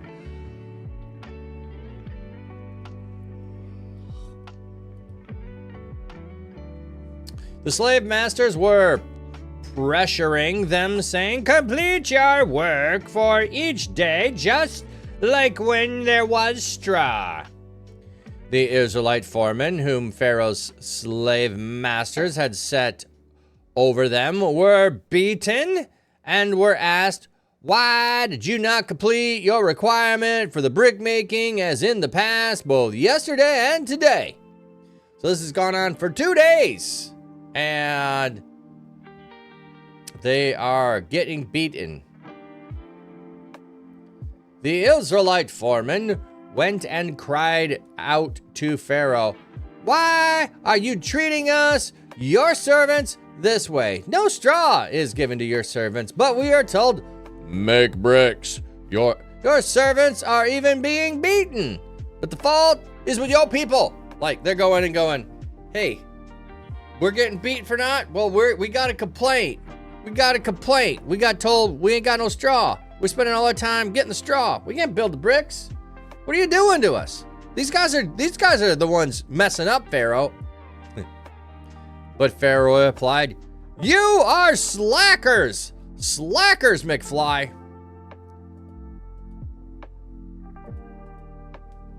Or loafers. Meaning to be weak. To let oneself go. Ooh, you're couch potatoes. That is why You are saying, let us go sacrifice to the Lord. So now get back to work. You will not be given straw, no straw for you. But you must still produce your quota of bricks. The Israelite foremen saw that they were in trouble. They were told, you must not reduce the daily quota of the bricks. Don't know why I just went into that voice. We'll move on. When they went out from Pharaoh, they encountered Moses and Aaron standing there to meet them. And they said to them, may the Lord look on you and judge, because you have made us stink in the opinion of Pharaoh and his servants, so that you have given them an excuse to kill us. It's all your fault, buddy. A foul aroma. We are stinky. Moses returned to the Lord and said, Lord, why have you caused a problem for this people? Why did you ever send me? From the time I went to speak to Pharaoh in your name, he has caused trouble for this people, and you have certainly not rescued them. Like, you told me this was going to happen. Oh yeah, he also said, I'm going to harden Pharaoh's heart, so he won't do the deed. He won't let you go. Remember that part too, Moshe? Then the Lord said to Moses, now you will see what I will do to Pharaoh. For compelled by my strong hand, he will release them, and by my strong hand, he will drive them out of his land.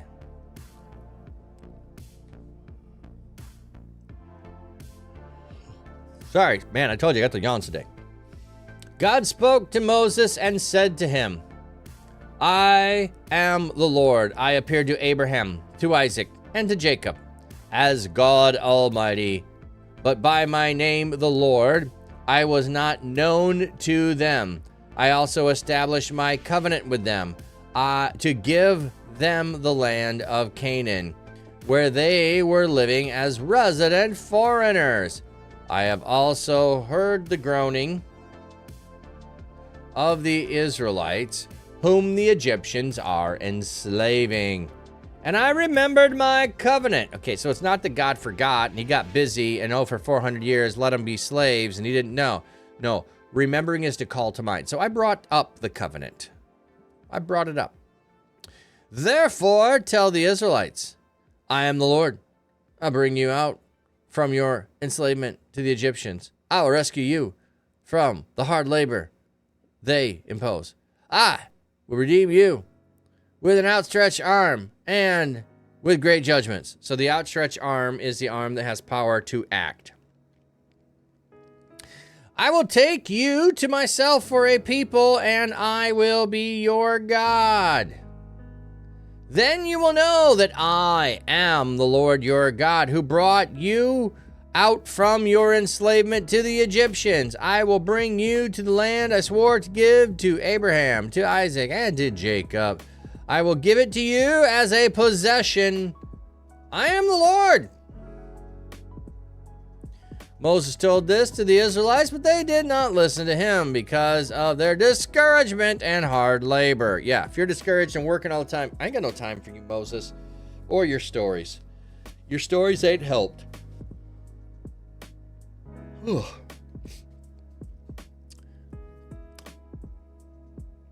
Then the Lord said to Moses, go tell Pharaoh, king of Egypt, that he must release the Israelites from his land. But Moses replied to the Lord, if the Israelites did not listen to me, then how will Pharaoh listen to me, since I speak with difficulty? So the Israelites did listen, BT dubs Moses, and they did try to get a request to go, and they got a no. That's a big no. We're not gonna let you go. So why would I thank Pharaoh? Well, they did listen, and you went and did the tricks. I don't mean tricks I mean the signs. The Lord spoke to Moses and Aaron and gave them a charge for the Israelites and Pharaoh, king of Egypt, to bring Israel out of the land of Egypt. All right, we got ads coming in. Welcome know to the what it final means to do countdown to ministry. ReachConf 2025. You also know what it means to be You a better be gamer. grabbing your tickets as soon as And possible. you know For what the it means gamers, to the video try to game building share has over Jesus in 10 that space. TV I mean, and console you're doing it. combination You're in stations the lobbies, with you're Smash on tourneys, Discord, you're in VR game folks are going to chats, have you're a Beat trying Saber to be tourney. There's going to be encouraging in PC your and live game stream demos, chat. You're trying to arcade bring machines that are hope all into free to play, that a retro stream. arcade, You're and an praying for the optional person bring your own computer behind PC land for the PC handle. folks. Gaming For the might be the tabletop medium, gamers, but there's going to be a discipleship is the 50-person true mega mission. Dungeons You and feel like Dragons you're one doing shot. this Lots by of yourself. tabletop space for all of the board imagine games, you and there's weren't going to be doing it room alone. for the trading You've card got gamers. backup. If you want to bring your Imagine Magic cards, you were bring your equipped Pokemon and cards, resourced and battle linked it out. with others Let's who go. know that We're discipleship calling all the can happen where cosplayers in you're the group at, also. where There's other going to be a players are gathering. 360-degree photo Imagine shoot, that your a daily passion team shoot, is and daily coordinated. winners. You can And have beyond fun that, there's and going to be be awesome intentional game on your shows. So the streams. audience can be called What if in to there was win a summit real built just prizes, for content you, creator for training digital events, missionaries industry in talks, the gaming and more. world? So What make if sure you were you not get your just tickets for playing together, ReachConf but you were actually 2025 building today. the kingdom together? That is DMCon, a digital space for gamers who disciple. You know what it means to do ministry. You also know what it means to be a gamer. And you know what it means to try to share Jesus in that space. I mean, you're doing it. You're in the lobbies, you're on Discord, you're in game chats, you're trying to be encouraging in your live stream chat, you're trying to bring hope into that stream. You're praying for the person behind the handle. Gaming might be the medium, but discipleship is the true mission. And you feel like you're doing this by yourself. But imagine you weren't doing it alone. You've got backup. Imagine you were equipped and resourced and linked with others who know that discipleship can happen where you're at, where other players are gathering. Imagine that your passion is coordinated. You can have fun and be intentional on your streams. What if there was a summit built just for you, for digital missionaries in the gaming world? What if you were not just playing together, but you were actually building the kingdom together? That is DMCon, a digital space for gamers who disciple and disciples who game. If you've ever questioned whether games could be sacred ground, this is your confirmation. The digital spaces you inhabit can become communities of belonging, healing, and gospel transformation. Jesus is already in the game. Let's discover where together. You're not alone. Come and see who else is with you right now. Register for DMCon today. All right. All right, let's see how far we can get through this. So we're going to have the heads of household. We're going to get some genealogy here. These were the heads of their fathers' households. The sons of Reuben, the firstborn son of Israel, were Hanok and Palu, Hezron and Carmi. These were the clans of Reuben. The sons of Simeon were Jemuel, Jamin, Ohad, Jachin, Zohar, and Shaul. Shaul. The sons of a Canaanite woman. These were the clans of Simeon. Now these were the names of the sons of Levi according to their records: Gershon, Kohath, and Merari. The length of Levi's life was 137 years. Why did we not get the length of life on the others? The sons of Gershon by their families were Libni and Shammai. The sons of Kohath were Amram, Izhar, Hebron, and Uziel. The length of Kohath's life was 133 years. So we got a couple of people, but not everybody's life length is given. The sons of Merari were Mali and Mushi. These were the clans of Levi according to their record. Amram married his father's sister Jochebed, and she bore him Aaron and Moses. Okay, so now we finally have Moses' parents. Amram and Jochebed. All right, so we have the parents' names. Meet the parents. What verse? Verse 20. Let's go look up Moses' parents' names.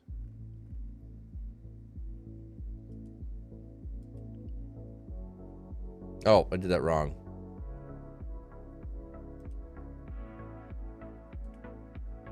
Do that every once in a while.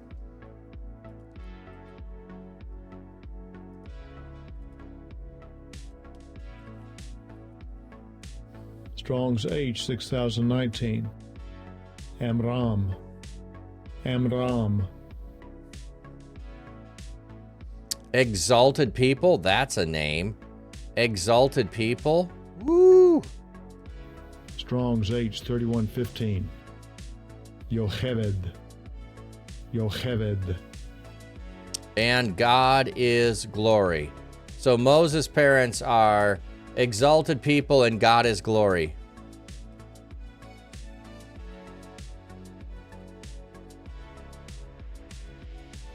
The length of Amram's, what was it again? The length of exalted people's life was 137 years.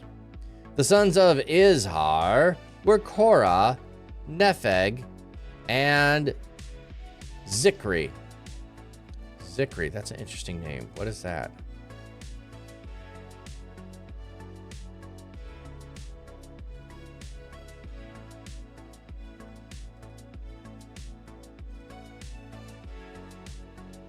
Memorable. Memorable. Don't think I will remember it, but memorable.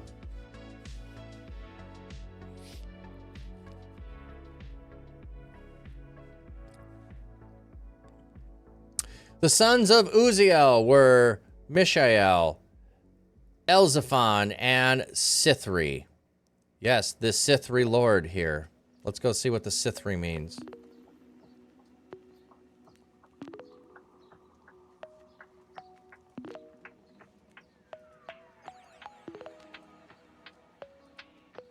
Strong's H 5644. Sithri. Sithri. Protection of God. Protection of God. Ooh, interesting. Aaron married Elisheba, the daughter of Aminadab and sister of Nahshon, and she bore him Nadab and Abihu, Eleazar, and Ithamar. Okay, so we have Elishebed. Thank you for the unlurk. I need a command for unlurk.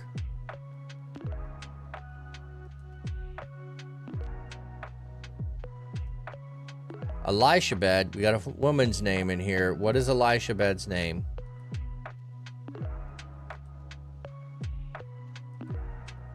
Strong's H 472. Elisheva. Elisheva. My God has sworn, or my God is an oath. Nice. The sons of Korah were Aser, Elkanah, and Abiseph. These were the Korahite clans. Why are they important? Because they're going to rebel.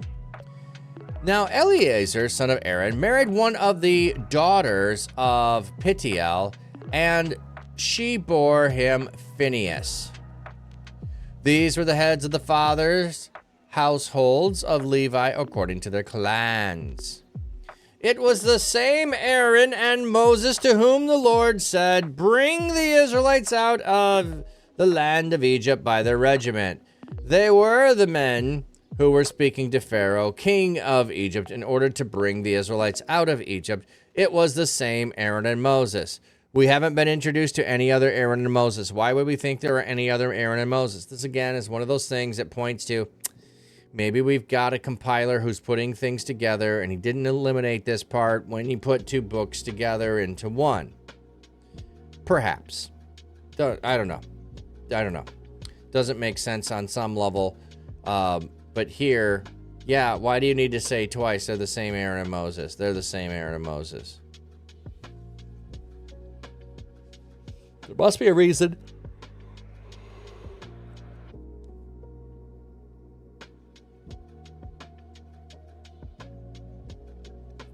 So you lurk forever and you can never come back to unlurk again.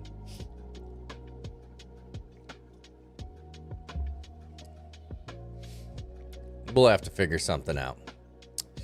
When the Lord spoke to Moses in the land of Egypt, he said to him, I am the Lord. Tell Pharaoh, king of Egypt, all that I am telling you.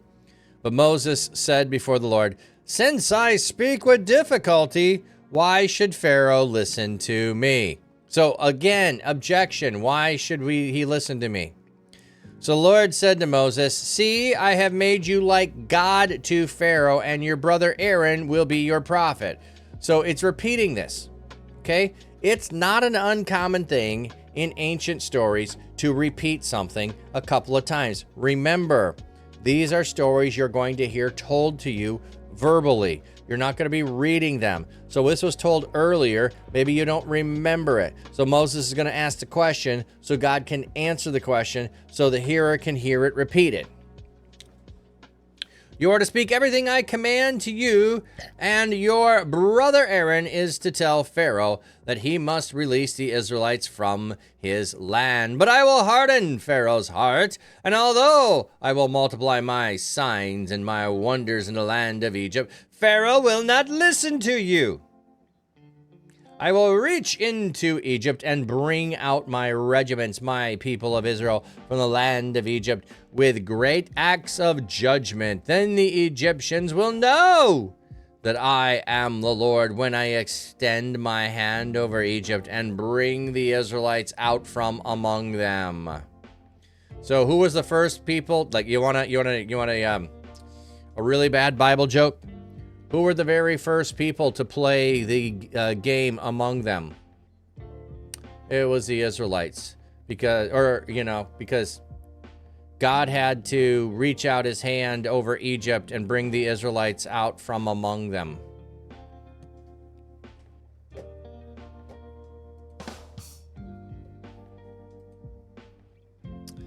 And Moses and Aaron did so. Yeah, Papsio, it's pretty bad, isn't it? They did just as the Lord commanded them. Now Moses was 80 years old and Aaron was 83 years old when they spake to Pharaoh. So we've got their age at this point. Aaron is 3 years older. So maybe he was born before the throw them in the Nile River declaration. It could be, and so he's around when baby brother's trying to get thrown in the river. The Lord said to Moses and Aaron. Sorry, I just felt like I inhaled something in my mouth. When Pharaoh says to you, do a miracle, and you say to Aaron, take your staff and throw it down before Pharaoh, it will become a snake. Joke was bad. Oh yeah, I got that. There we go. Suddenly inhaled a hair in my mouth. That's weird.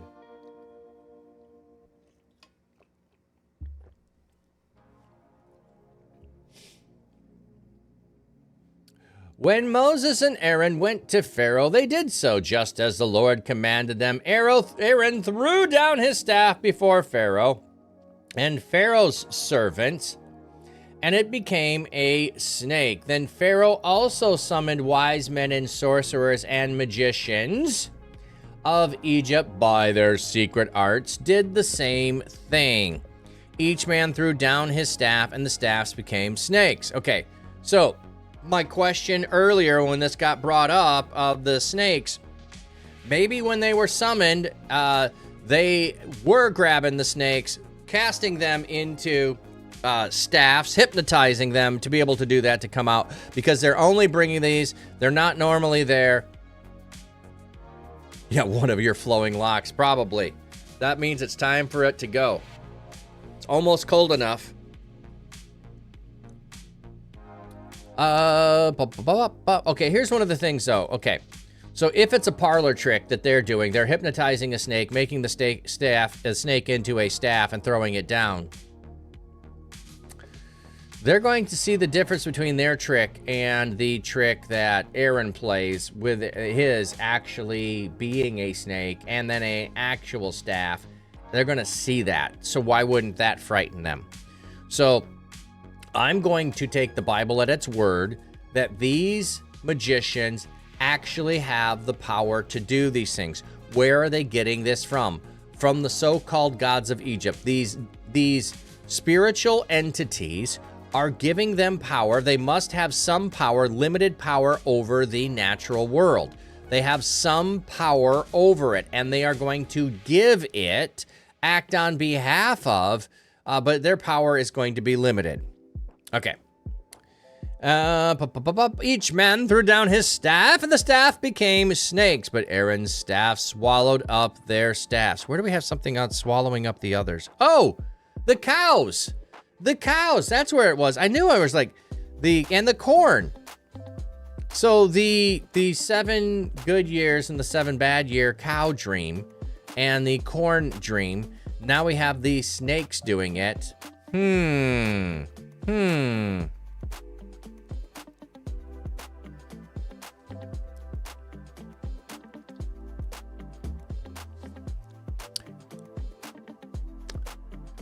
Yet Pharaoh's heart became hard, and he did not listen to them, just as the Lord had predicted. The phrase in the Hebrew, okay, why don't we go see what it is? So 13 of 7.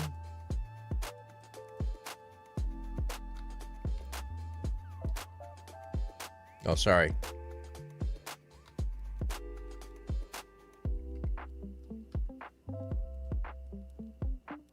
Yet Pharaoh's heart became hard. Okay, I just wanted to see who was doing it. It just is a statement of fact.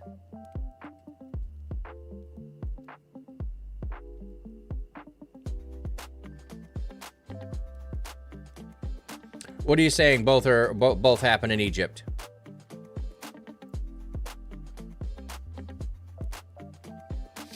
Oh, both. Well,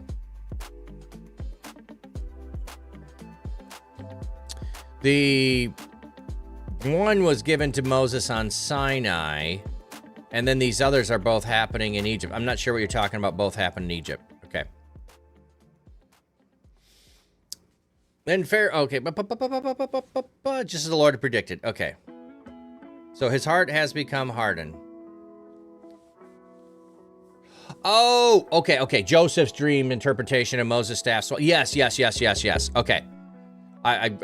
Yes, that I was making that point as well, that the dreams of the swallowing up happened in Egypt. I don't know if we should be thinking about good, but thank you for clarifying that. I wasn't following it. So 7:13 is where we're ending for today.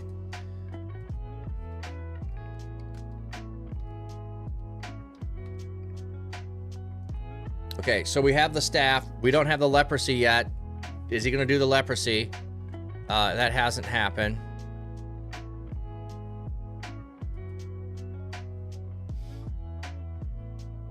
So it's just saying his heart became hard, but it doesn't say who did it. Is this Pharaoh hardening his heart? Is it God doing it? Is the circumstance of stuff doing it? But the snake swallowing up is an interesting thing. I'm trying to think, Artsy Bible Nerd, is there any other reference to something swallowing other things? Let me, you know what? Let's go look up the word swallowed here in verse 12.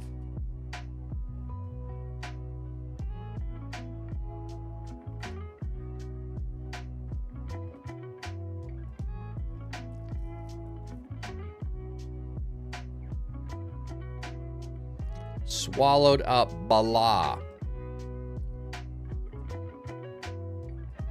Strong's H 1104.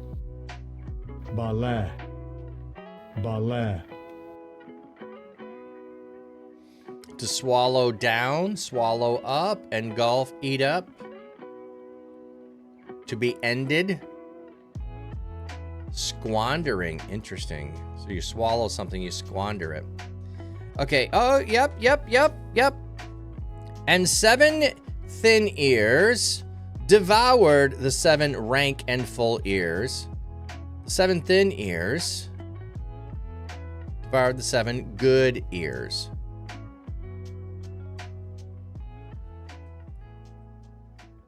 It is the first use of it is the swallowed, and then the next use of it is in Exodus. We're going to get it back in 15. So what do we have here in 15?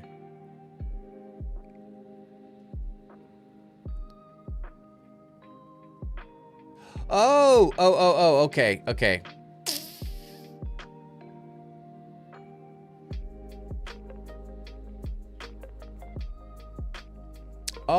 Oh, that's the parting the Red Sea. It swallowed them. Cool. All right. Let's find someone to raid out. By the way, got several podcasts coming up. Got one on Monday. Then I'll have a little bit of a break, which is good. Trying to get a few others set up there. So anybody you know that's streaming regular basis, consistently, could be on the podcast. Got a few people I've asked. Some are trying to get scheduling conflicts worked out, and some are not sure about being on, which is all good. No biggie. All right, who is on today that we should go raid? Who are you that you should have a dapper raid?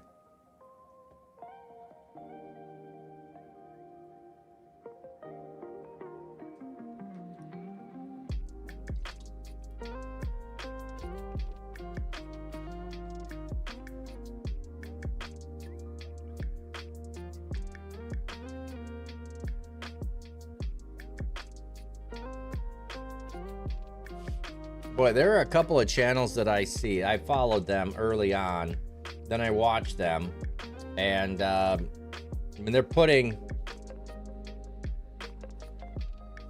or they're attempting to put Christian material on there, but they're not attended to streams, and I don't know why they consistently do that. They're not effective. They're not reaching anybody. Oh, K-Man is on.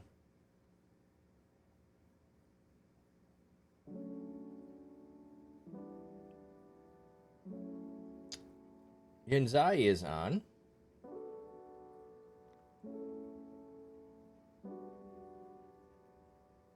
Quite a few choices today.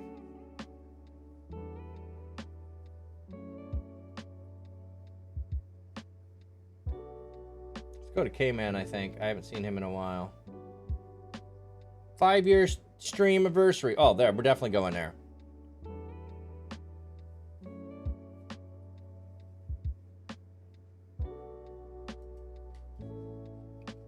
All right, let me get you a blessing.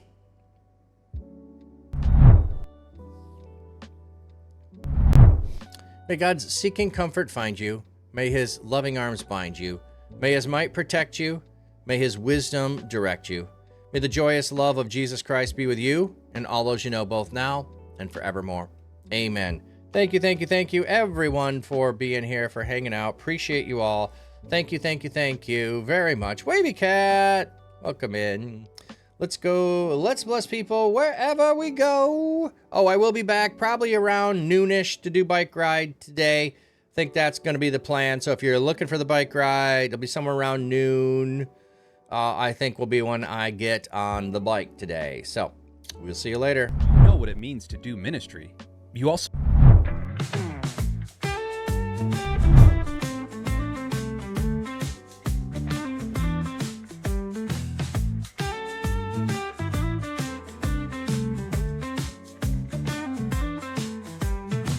Flat cap on his head, he's streaming live. Reading from the book, the word's so alive. A prayer in his heart that lifts the soul. In the digital world where where spirits roll. Hallelujah, from the screen we scream. Join the pastor in the holy dream, spreading love with every verse he reads, planting hope like precious seeds. He's a shepherd with a virtual flock, leading us to faith around the clock. Tap